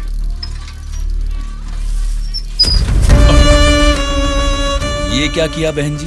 क्या देख के पता नहीं चल रहा? कचरा है। हाँ वो तो पता चल रहा है, लेकिन कचरे की सही जगह तो कूड़ेदान होती है ना। तो आपने ये कचरा कूड़ेदान में डालने की बजाय यहाँ सड़क पर क्यों फेंक दिया? हमेशा कूड़ेदान में ही डालती हूँ, आज ही जस्ट मिस हो गया। वो अच्छा, अंग्रेजी बोलना जानती हो, लेकिन ये नहीं जानती कि कचरे को कूड़ेदान में डालना चाहिए। ये सब करने से ही बीमारियाँ फैल रही हैं और इंसान बीमार होते जा रहे हैं। जरा उधर देखिए, कूड़ेदान में पूरा कचरा भरा हुआ है। उसे निकालने वाला म्युनिसिपैलिटी से कोई भी दिखाई नहीं दे रहा। 1 हफ्ते से बोल रहे हैं कि आएंगे, लेकिन अभी तक कोई नहीं आया। और तुम कह रहे हो कि मेरे कचरा फेंकने से बीमारी आ जाएगी? हाँ? तेरी बात से ना दुनिया बदले, तेरी चीख किसी तक ना पहुँचे, नाराज न तेरा बल ही है तेरा साथी, दब के न रहो, विश्वास है तेरी डोरे, डर के न रहो, उम्मीदें तेरे दिल में उठ के न रहो, जज्बात है तेरे रग में। Hello, municipality office. कौन बोल रहे? नारायण स्वामी जी है क्या? अरे आपको कैसे पता चला? फोन में कैमरा लगाया हुआ है क्या? वो कुछ नहीं सर, हमारी गवर्नमेंट ऑफिस में जब लैंडलाइन बजती है तो वो आप ही का फोन होता है सर। बोलिए। सौंदर्य कॉलोनी में कूड़ेदान पूरा भर गया है बेटा, सारी कॉलोनी में बदबू फैल रही है, इसे जल्द से जल्द साफ करो। ओ ऐसा क्या? उसे साफ करने का काम हमारा नहीं है, प्राइवेट वालों को कॉन्ट्रैक्ट दिया है। क्या कहा? कचरा उठाने का काम भी प्राइवेट लोगों को दे दिया है? तो फिर आप क्या कर रहे हैं? आप जैसे लोगों के सवालों का जवाब दे रहे हैं नारायण स्वामी। ठीक है, उस कॉन्ट्रैक्टर का नंबर दो। हेलो, कॉन्ट्रैक्टर गंगाधर जी हैं क्या? हाँ बोल रहा हूँ। आप कौन हैं? मैं नारायण स्वामी हूँ। सौंदर्य नगर का कचरा उठाने का कॉन्ट्रैक्ट आपने ही लिया है ना? हाँ हाँ मैंने ही लिया है। यहाँ का कूड़ेदान ऊपर तक भर चुका है, पूरी कॉलोनी में बदबू फैल गई है। आप इसे क्लीन क्यों नहीं करते? अच्छा, वो पुराना टेंडर खत्म हो गया है सर। नया टेंडर अगले महीने में डाल रहे हैं। नया टेंडर आने के बाद ही क्लीन करेंगे, समझे? हाँ, तो तब तक इसे ऐसे ही छोड़ देंगे क्या? थोड़ी जिम्मेदारी निभाइए। जिम्मेदारी की इतनी फिक्र है तो खुद ही क्लीन कर लो ना।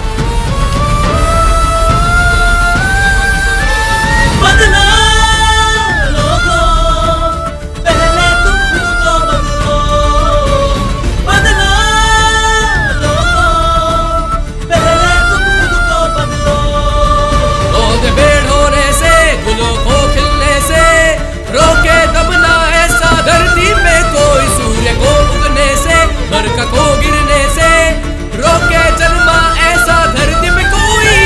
बदला लोगों, पहले तुम खुद को बदलो। अरे ये क्या कर रहे हो? मैंने अभी सफाई की है। तुम्हें पेशाब करने के लिए यही जगह मिली? वहाँ सामने ही पब्लिक बाथरूम है, वहाँ जाके करो।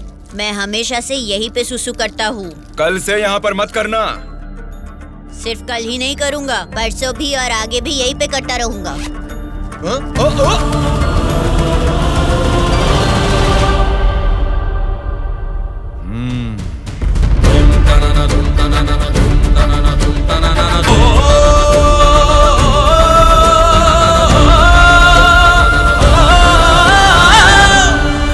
क्या हुआ? क्यों नहीं पेशाब किया? तुम अच्छे लड़के हो, इसीलिए नहीं कर पाए। ये एक बीज है। ऐसे क्या देख रहे हो? इसको फेंक दोगे तो मिट्टी में मिल जाएगा, लेकिन अगर इसे बो दोगे तो उसी मिट्टी को फाड़कर ये जल्द ही पौधा बन जाएगा। तुम इस बीज जैसे ही हो बेटा। ये बीज एक बड़ा वृक्ष बनेगा, खाने को फल देगा। अगर नहीं भी दे पाया तो कम से कम 10 लोगों को छांव देगा, बारिश लाएगा। अगर तुम इसे बो दोगे तो ये बीज बड़ा होके तुम्हारे बाद भी तुम्हारा नाम रोशन करेगा। अब इसे बोना है या फेंक देना है, तुम्हारी मर्जी है।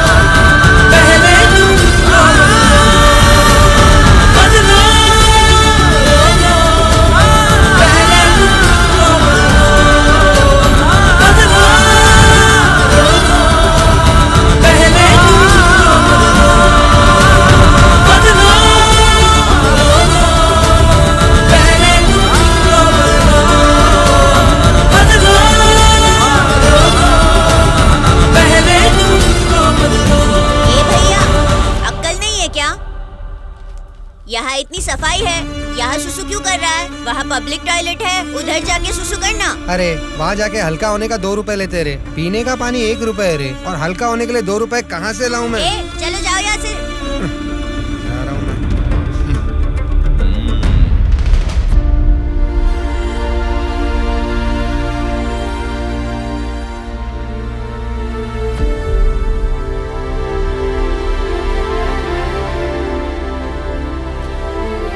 बेटा, राष्ट्रीय झंडे को उल्टा नहीं लगाते, गलत बात। राष्ट्रीय झंडे को ऐसे लगाते हैं, ऊपर केसरी, नीचे हरा। चलो झंडा फहराओ। क्या सोच रहे हो? तुम्हारा बोया हुआ बीज ही नहीं, मेरा बोया हुआ बीज भी बढ़ने लगा है, जल्द ही पेड़ बन जाएगा। चलो फहराओ।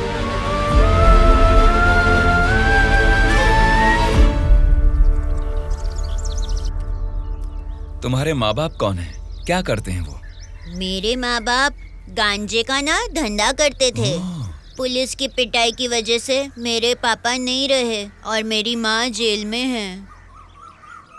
तो मतलब तुम पढ़ते नहीं हो क्या? पहले पढ़ता था, मेरी माँ ने पढ़ाई बंद करवा के बोला कि गांजे के धंधे में लग जाओ, इसलिए उन्होंने मुझे स्कूल से भी निकलवा दिया।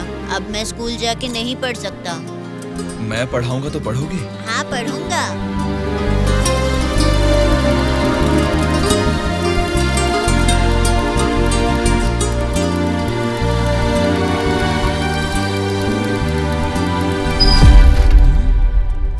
क्या कर रहे हो? स्कूल के बच्चों को दारू बेचना गलत बात है, वो भी इतने छोटे बच्चों को। 18 से कम उम्र वालों को दारू नहीं बेचनी। पता है ना तुम कानून का उल्लंघन कर रहे हो। कौन मैं? कानून की आंखों पर तो पट्टी बंदी है। पट्टी निकालो और अपने पीछे जेब में डाल दो। सिगरेट की दुकान स्कूल के बाजू में हो सकती है, मेरी वाइन शॉप नहीं हो सकती। मैंने कानूनन लाइसेंस लेके ये शॉप यहाँ खोली है। वैसे ही धंधा नहीं होने से हम परेशान हैं और तुम यहाँ आकर उपदेश देकर टाइम और धंधे की वाट लगा रहे हो। पढ़ाई करने वाले बच्चों को ही नहीं, पैसा मिलेगा तो दूध पीने वाले बच्चे को भी दारू बेचूंगा मैं, समझा तू? मेरा धंधा ही धर्म है। एक तो गलत काम कर रहे हो, ऊपर से चिल्ला रहे हो। हाँ चिल्लाऊंगा, क्या कर लेगा तू?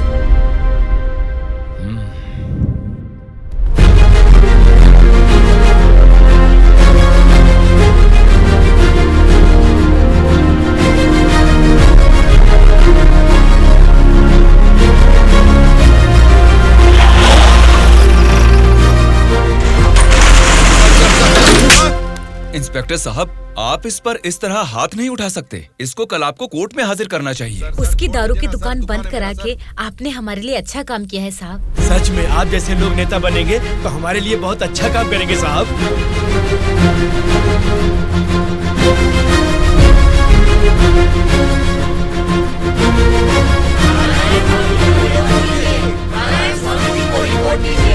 उस दिन जनता ने नारायण स्वामी को बहुत अच्छी मेजॉरिटी से जिताया था।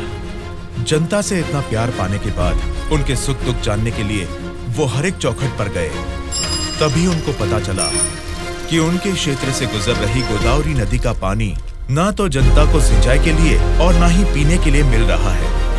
उन्होंने इस मामले को लेकर सरकार की नाकामियों के खिलाफ आवाज उठाई।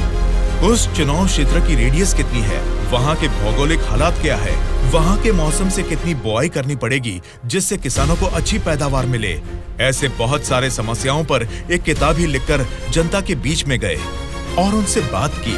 सच कहूँ तो आज मैं नहीं जीता, बल्कि मुझे जिताकर आप सब ने लोकतंत्र को जिताया है।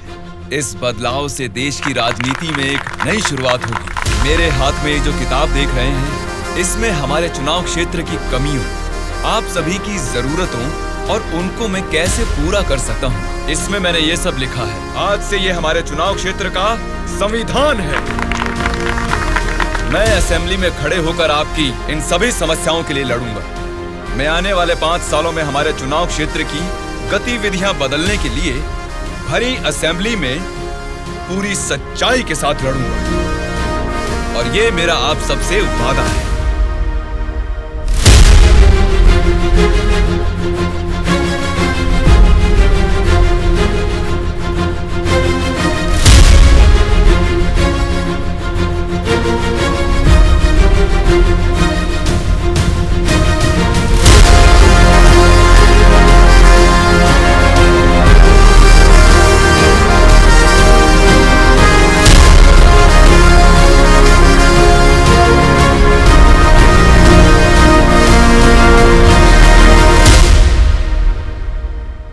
स्पीकर महोदय, ये हमारे चुनाव क्षेत्र की समस्याओं की किताब है।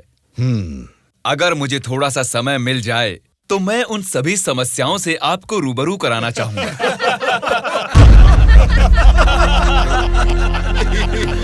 अरे आप लोग हंस क्यों रहे हैं? मैंने कोई कॉमेडी की है क्या? नहीं ना, हंसना बंद कीजिए।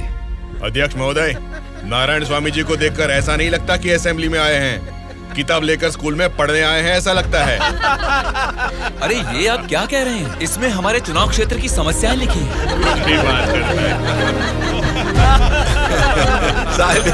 स्पीकर महोदय ने साइलेंस बोला, फिर भी हंस रहे हैं। चुप हो जाइए। ये क्या स्पीकर महोदय, ये तो आपकी भी नहीं सुन रहे। The house is adjourned. Tomorrow at 8 a.m. चलो यार, चलो।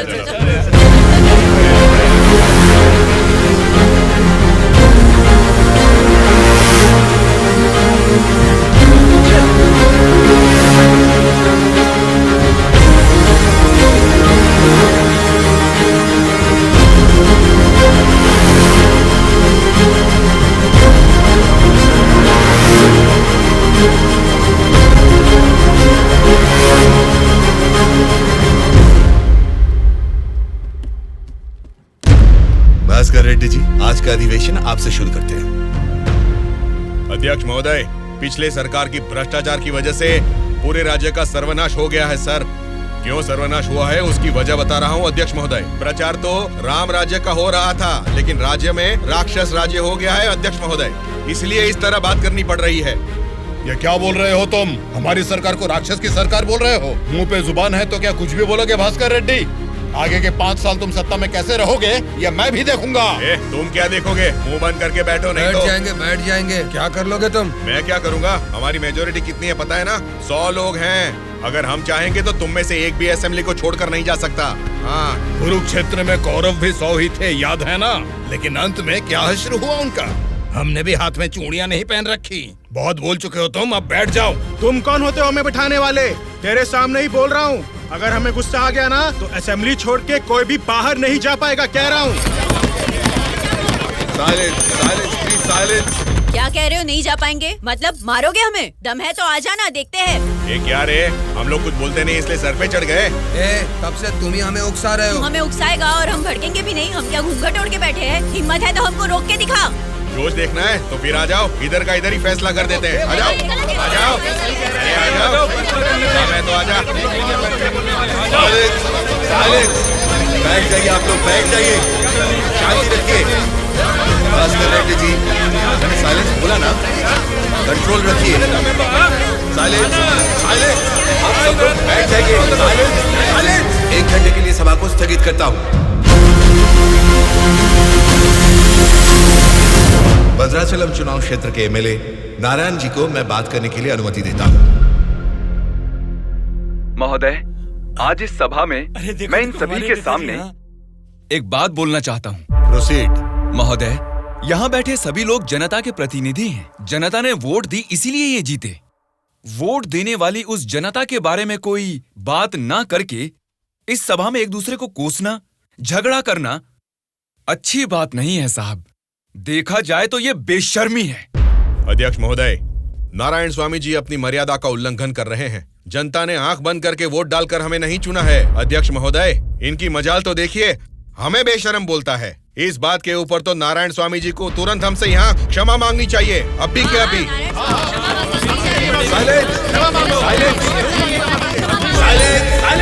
भास्कर रेड्डी जी, अरे मैंने तो लोकतंत्र की बेशर्मी बोला था, आपको बेशरम नहीं बोला।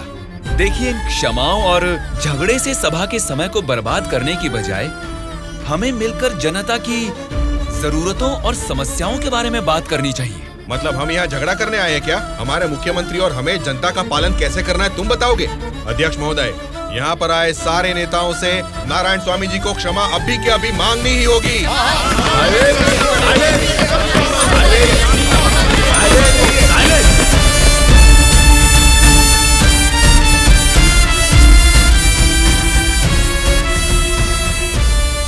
उनके बर्ताव से तुम क्यों दुखी हो रहे हो? सब ठीक हो जाएगा साहब, एक बार फिर आपको बोलने का मौका जरूर मिलेगा साहब। गूंगे को माइक पकड़ा देंगे तो कुछ फायदा थोड़ा ही होगा। जितने भी मौका देंगे होने वाला कुछ नहीं है। सोच समझ के तो बात ही नहीं कर पाता है ये। ए गोलू, क्या बात कर रहा है तू?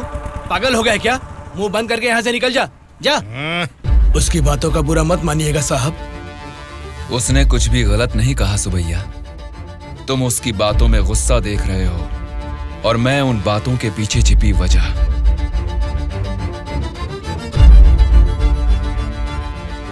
महोदय, हमारे चुनाव क्षेत्र में सारे संसाधन हैं, लेकिन उन्हें कैसे इस्तेमाल करना है हमारे लोग ये ना जानने की वजह से पीछे रह गए हैं। इस बारे में सरकारी पार्टी को कई बार विनती करने के बाद भी वो लोग फंड्स अलॉट नहीं कर रहे हैं। अगर ऐसा ही रहा तो हमारे चुनाव क्षेत्र की जनता हम पर भरोसा कैसे करेगी? बोलिए महोदय।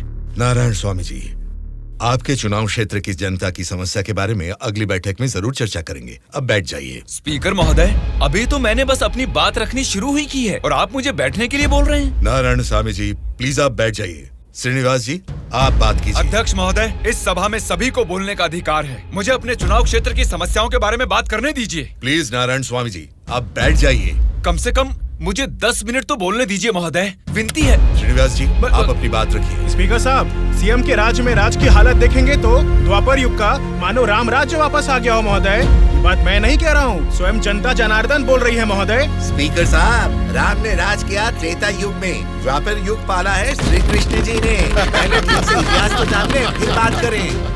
बोला था ना, गूंगे को माइक थमा देने से कुछ नहीं होने वाला। देख लिया, नेता तो ऐसा होना चाहिए जिसके सदन में बोलने से सब थर थर कांपे, सबकी धज्जियां उड़े, जरूरत पड़े तो वो लड़ने पे आ जाए। ये सारे गुण होते हैं सदन के नेता के। और हमारे इस नेता को देखो, इनमें एक भी ऐसा गुण नहीं है। हम सभी लोगों ने अपनी पढ़ाई लिखाई बंद करके आपको इलेक्शन जितवाया था। किस लिए? ताकि हम सब लोग बेरोजगार बैठे रहे, कुछ ना करें। लेकिन आपको देख के तो लगता नहीं है कि आप हमारी समस्याओं को दूर कर पाएंगे। ऐसा बोल रहा हूँ बोल के कुछ गलत मत समझिए। असेंबली में गला फाड़ के चिल्ला के बात करने वाले को ही नेता बोलते हैं। एक जुझारू नेता ही हमारी समस्या को सुलझा सकते हैं। एक सलाह देता हूँ, एमएलए पद से ना आज ही इस्तीफा दे दो। भद्राचल के चुनाव क्षेत्र के एमएलए नारायण स्वामी जी को बात करने के लिए अनुमति देता हूँ। अध्यक्ष महोदय, हमारे चुनाव क्षेत्र के चारों ओर पानी ही पानी है, लेकिन एक घूंट भी पीने लायक नहीं है महोदय। वहाँ के लोगों की स्थिति बहुत खराब है महोदय, जरा उनके बारे में कुछ सोचिए। और सिर्फ एक यही समस्या नहीं है साहब, शिक्षा, चिकित्सा, रोड, मैं तो कहता हूँ पूरा क्षेत्र समस्याओं ही समस्याओं से भरा है महोदय। इसीलिए मेरी आपसे विनती है कि अध्यक्ष महोदय, नारायण स्वामी जी के चुनाव क्षेत्र में सिर्फ और सिर्फ जनता को ही सारी समस्याएं हो रही है, लेकिन इनके राज्य में सरकार बनाने वाली पार्टी के गुंडों की वजह से वहाँ की जनता की जान जा रही है। अध्यक्ष महोदय, सत्ता इनके हाथ में है और पैसे बनाना ही इनकी पार्टी का मकसद है। दरअसल सत्ता में रहकर इन्हें अपनी दारू की दुकानें चलानी है और सारा इल्जाम हम पे थोपना है। अध्यक्ष महोदय, हम सिर्फ दारू की दुकान ही चला रहे हैं साहब। ये विपक्ष के लोग जब सत्ता में थे तब सीधा ब्रोथेल हाउस ही चला रहे थे। हाँ साहब, ये सही कह रहा हूँ मैं। जरा उनको देखिए, बोलते कुछ है, करते कुछ और है। कैसी बातें कर रहा है? कितना गिरा हुआ आदमी है ये अध्यक्ष महोदय। Silence, silence. मैंने क्या गलत कह दिया अध्यक्ष महोदय? ये रमा देवी कौन है? क्या चरित्र है इनका? एक जमाने में रेड लाइट एरिया में उन्होंने क्या गुल खिलाए हैं सब जानते हैं।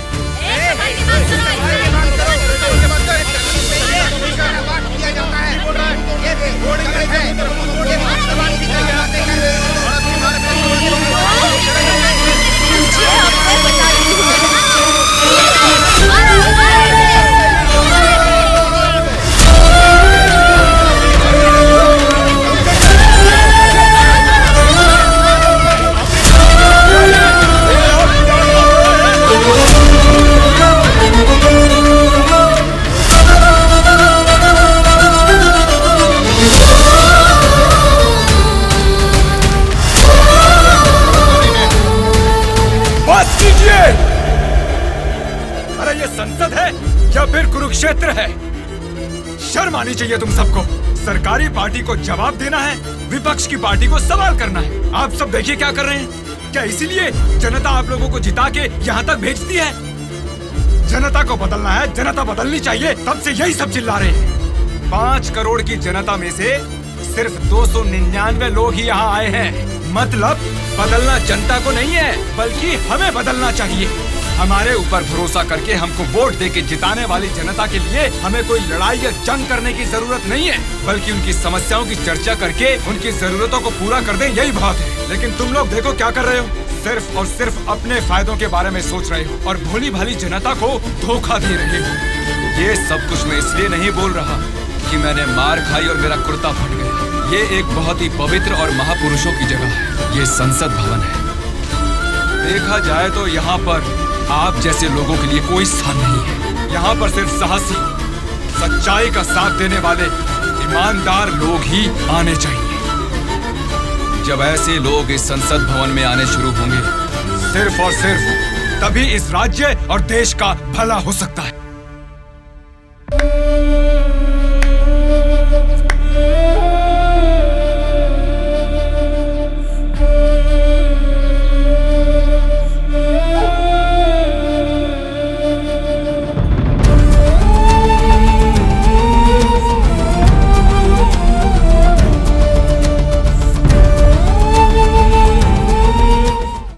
अब तो बता दीजिए अंकल, उदास क्यों हो आप?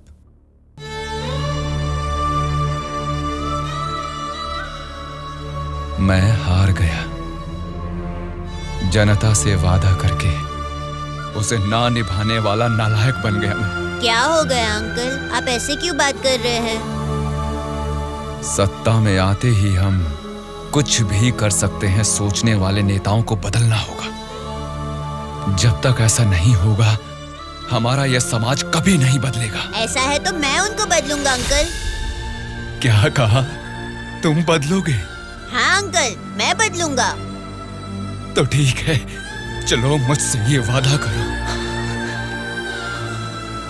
मैं वादा करता हूँ अंकल, उन सब को मैं सच में बदल दूंगा।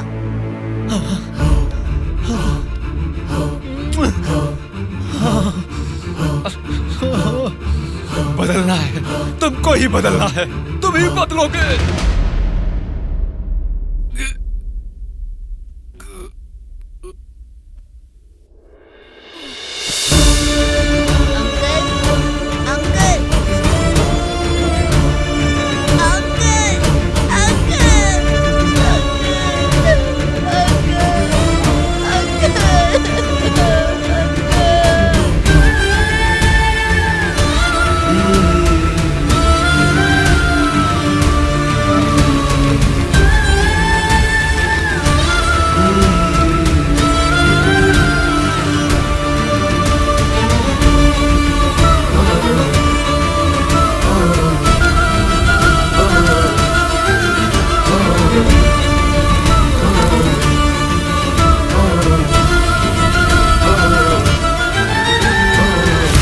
पिताजी के साथ किसी ने क्या किया, उससे हमारा क्या लेना देना?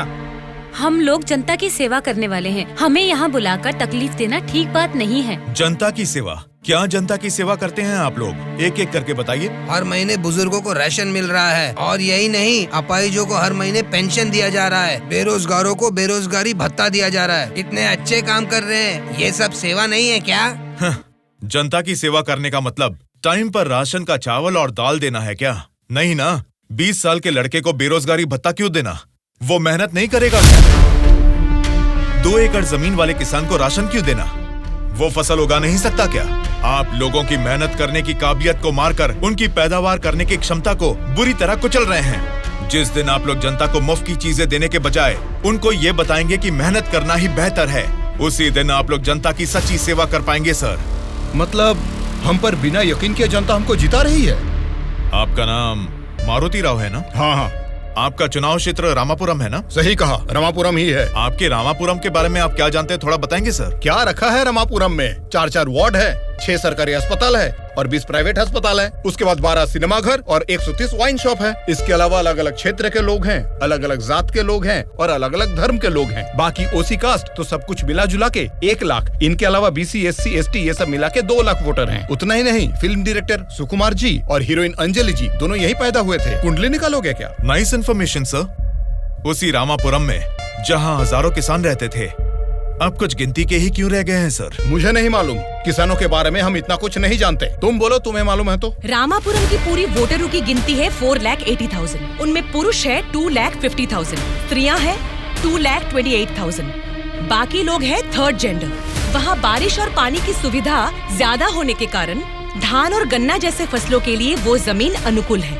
अब हम प्रॉब्लम की बात करेंगे। रामापुरम मेन सेंटर में एक बड़ी डंपिंग यार्ड है और वहाँ के रोड्स के बारे में हम आपको जितना कम बताएं उतना ही अच्छा है। ये सरकारी पार्टी की MLA है, आपकी पूछताछ सही है, लेकिन हम तो विपक्ष के हैं ना, हमें इनके साथ क्यों उठा के लाए?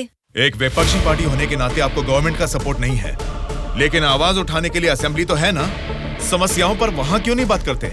जनता ने वोट देकर आपको असेंबली इसलिए भेजा क्योंकि उनको यकीन था कि उनकी कुछ भलाई होगी, लेकिन पेट्रोल के बढ़ते रेट की आपको परवाह नहीं, बढ़ते ब्याज की आप बात ही नहीं करते। किसानों की आत्महत्या आप लोगों के लिए कोई मुद्दा ही नहीं है। बदलना है, अपने सोचने का ढंग बदलना है, हमारे बर्ताव का तरीका बदलना है। हमें बदलने को बोल रहे हो, ठीक है, जनता की क्या बात है? वो नोट लेके वोट नहीं दे रहे क्या हमें? उनको क्या बोलोगे? पैसे लेकर वोट डालना आखिर जनता को सिखाया किसने? आप जैसे नेताओं ने ही ना। वोट पर नोट की आशा रखने वाले ही नहीं हैं, वोट का इंसाफ चाहने वाले लोग भी हैं। आप क्या करते हैं? ऑटो चलाता हूँ। तो फिर ये पोस्टर क्यों चिपकाया है? नारायण के लिए इतना भी नहीं करेंगे तो अच्छा नहीं लगेगा। ऐसा क्यों? नारायण जी से आपको इतना लगाव किस लिए? वो हमारी तकलीफों को समझता है। वो सत्ता में आएगा तो बहुत लोगों को काम मिलेगा, हमारे गांव की तरक्की होगी। इतना भरोसा है? बिल्कुल भरोसा है। अगर उसने वादा कर दिया तो करके ही दिखाएगा। जब हमारे एमएलए चिनकोटा जी को अरेस्ट किया गया था, मेरे पति ने उनको छुड़ाने के लिए धरने पर पेट्रोल से खुद को जला लिया था। तो चिनकोटा जी ने क्या किया था? वे बोले थे कि सरकार में आते ही बात करके पैसा दिलाएंगे। मिला क्या? उन्होंने जबान दिया था। वादा तो वादा ही होता है ना। आपके दिए गए वादे जनता के सामने सिर्फ कहानियां बनकर रह गई हैं। कम से कम अब तो बदल जाइए। पार्टी बदलने के एजेंडा जैसे नहीं, जनता की तकदीरें बदलने वाले एजेंडा बन जाइए। अगर अब भी आप लोग नहीं सुधरोगे और ऐसा ही करते रहोगे तो यहां से कोई भी जिंदा बाहर नहीं जाएगा। सूर्या, इनको समझाने का कोई फायदा नहीं है। ये लोग ऐसे ही रहेंगे। मेरी बात मानो, सबको मार डालो। अरे रुको भाई, रुको। ब्रदर, अगर आपको मारना है तो हमें मार दीजिए, लेकिन मरने से पहले हम सब बदलना चाहते हैं। हमको एक चांस तो दीजिए। इतने दिन जनता के पैसे कैसे लूटना है यही सोचते थे। अब एक मौका दे दो हमें। जनता के पैसे को जनता तक लौटाना है यही सोचेंगे। अब उस नारायण स्वामी के सपनों को हम सच करके दिखाएंगे। उसका नाम है सूर्या। ऑलरेडी एक मर्डर केस में वो सजा काट रहा है। सत्ताधारी पार्टी की सपोर्ट से वो जेल से बाहर निकला है। बहुत शातिर है वो। बड़ी होशियारी से वो दोनों पार्टियों के एमएलए को किडनैप करके लेके गया है। उसका प्लान क्या है, उसने क्यों किडनैप किया है, उसके सिवा और किसी को पता नहीं है। समझ गया सर। वो जहाँ भी हैं, सब एमएलए को सेफली लाने की जिम्मेदारी मेरी।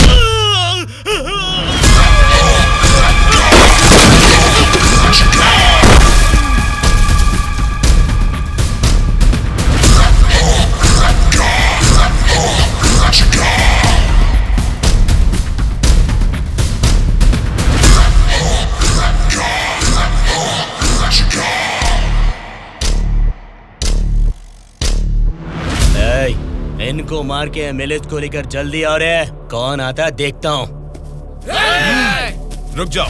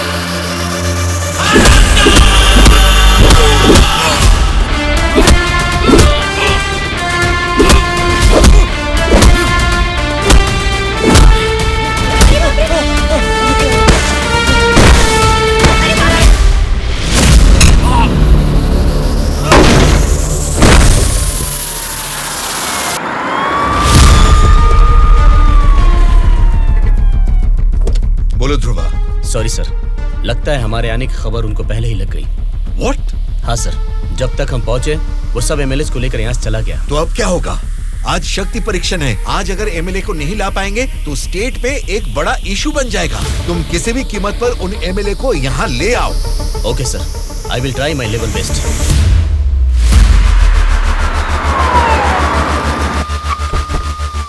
ये लीजिए मैडम फाइल, सबके दस्तखत हैं इसमें। हमारी गवर्नमेंट को सपोर्ट करने वाले एमएलए की list sir. Go ahead. Wish you all the best. Thank you sir. Welcome.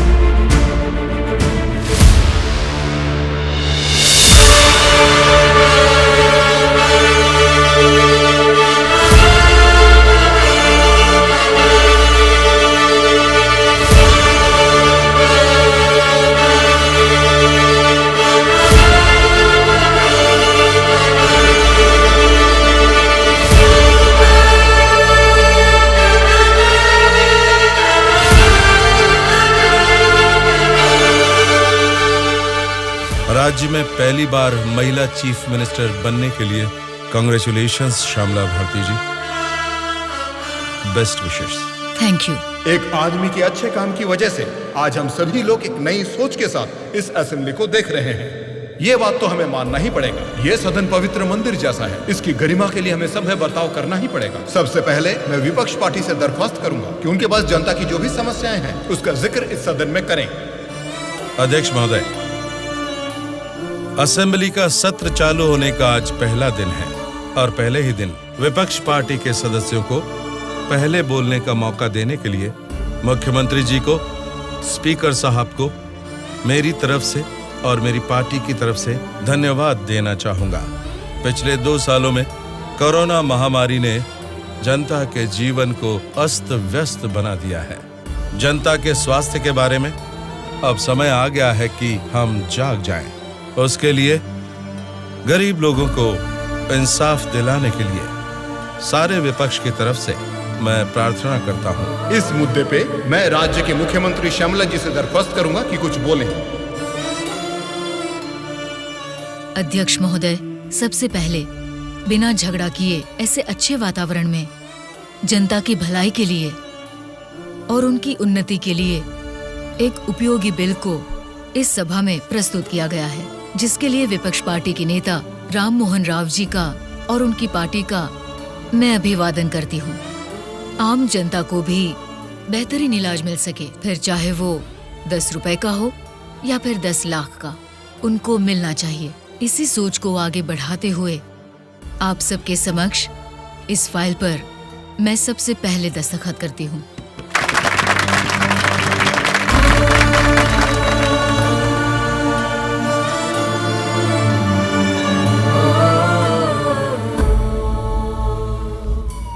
तुमने जो सोचा उसे पा लिया सूर्या। नेक्स्ट टारगेट क्या है? हमारे देश की तरक्की जो कोई भी रोक रहा है वो लोग ही मेरा नेक्स्ट टारगेट।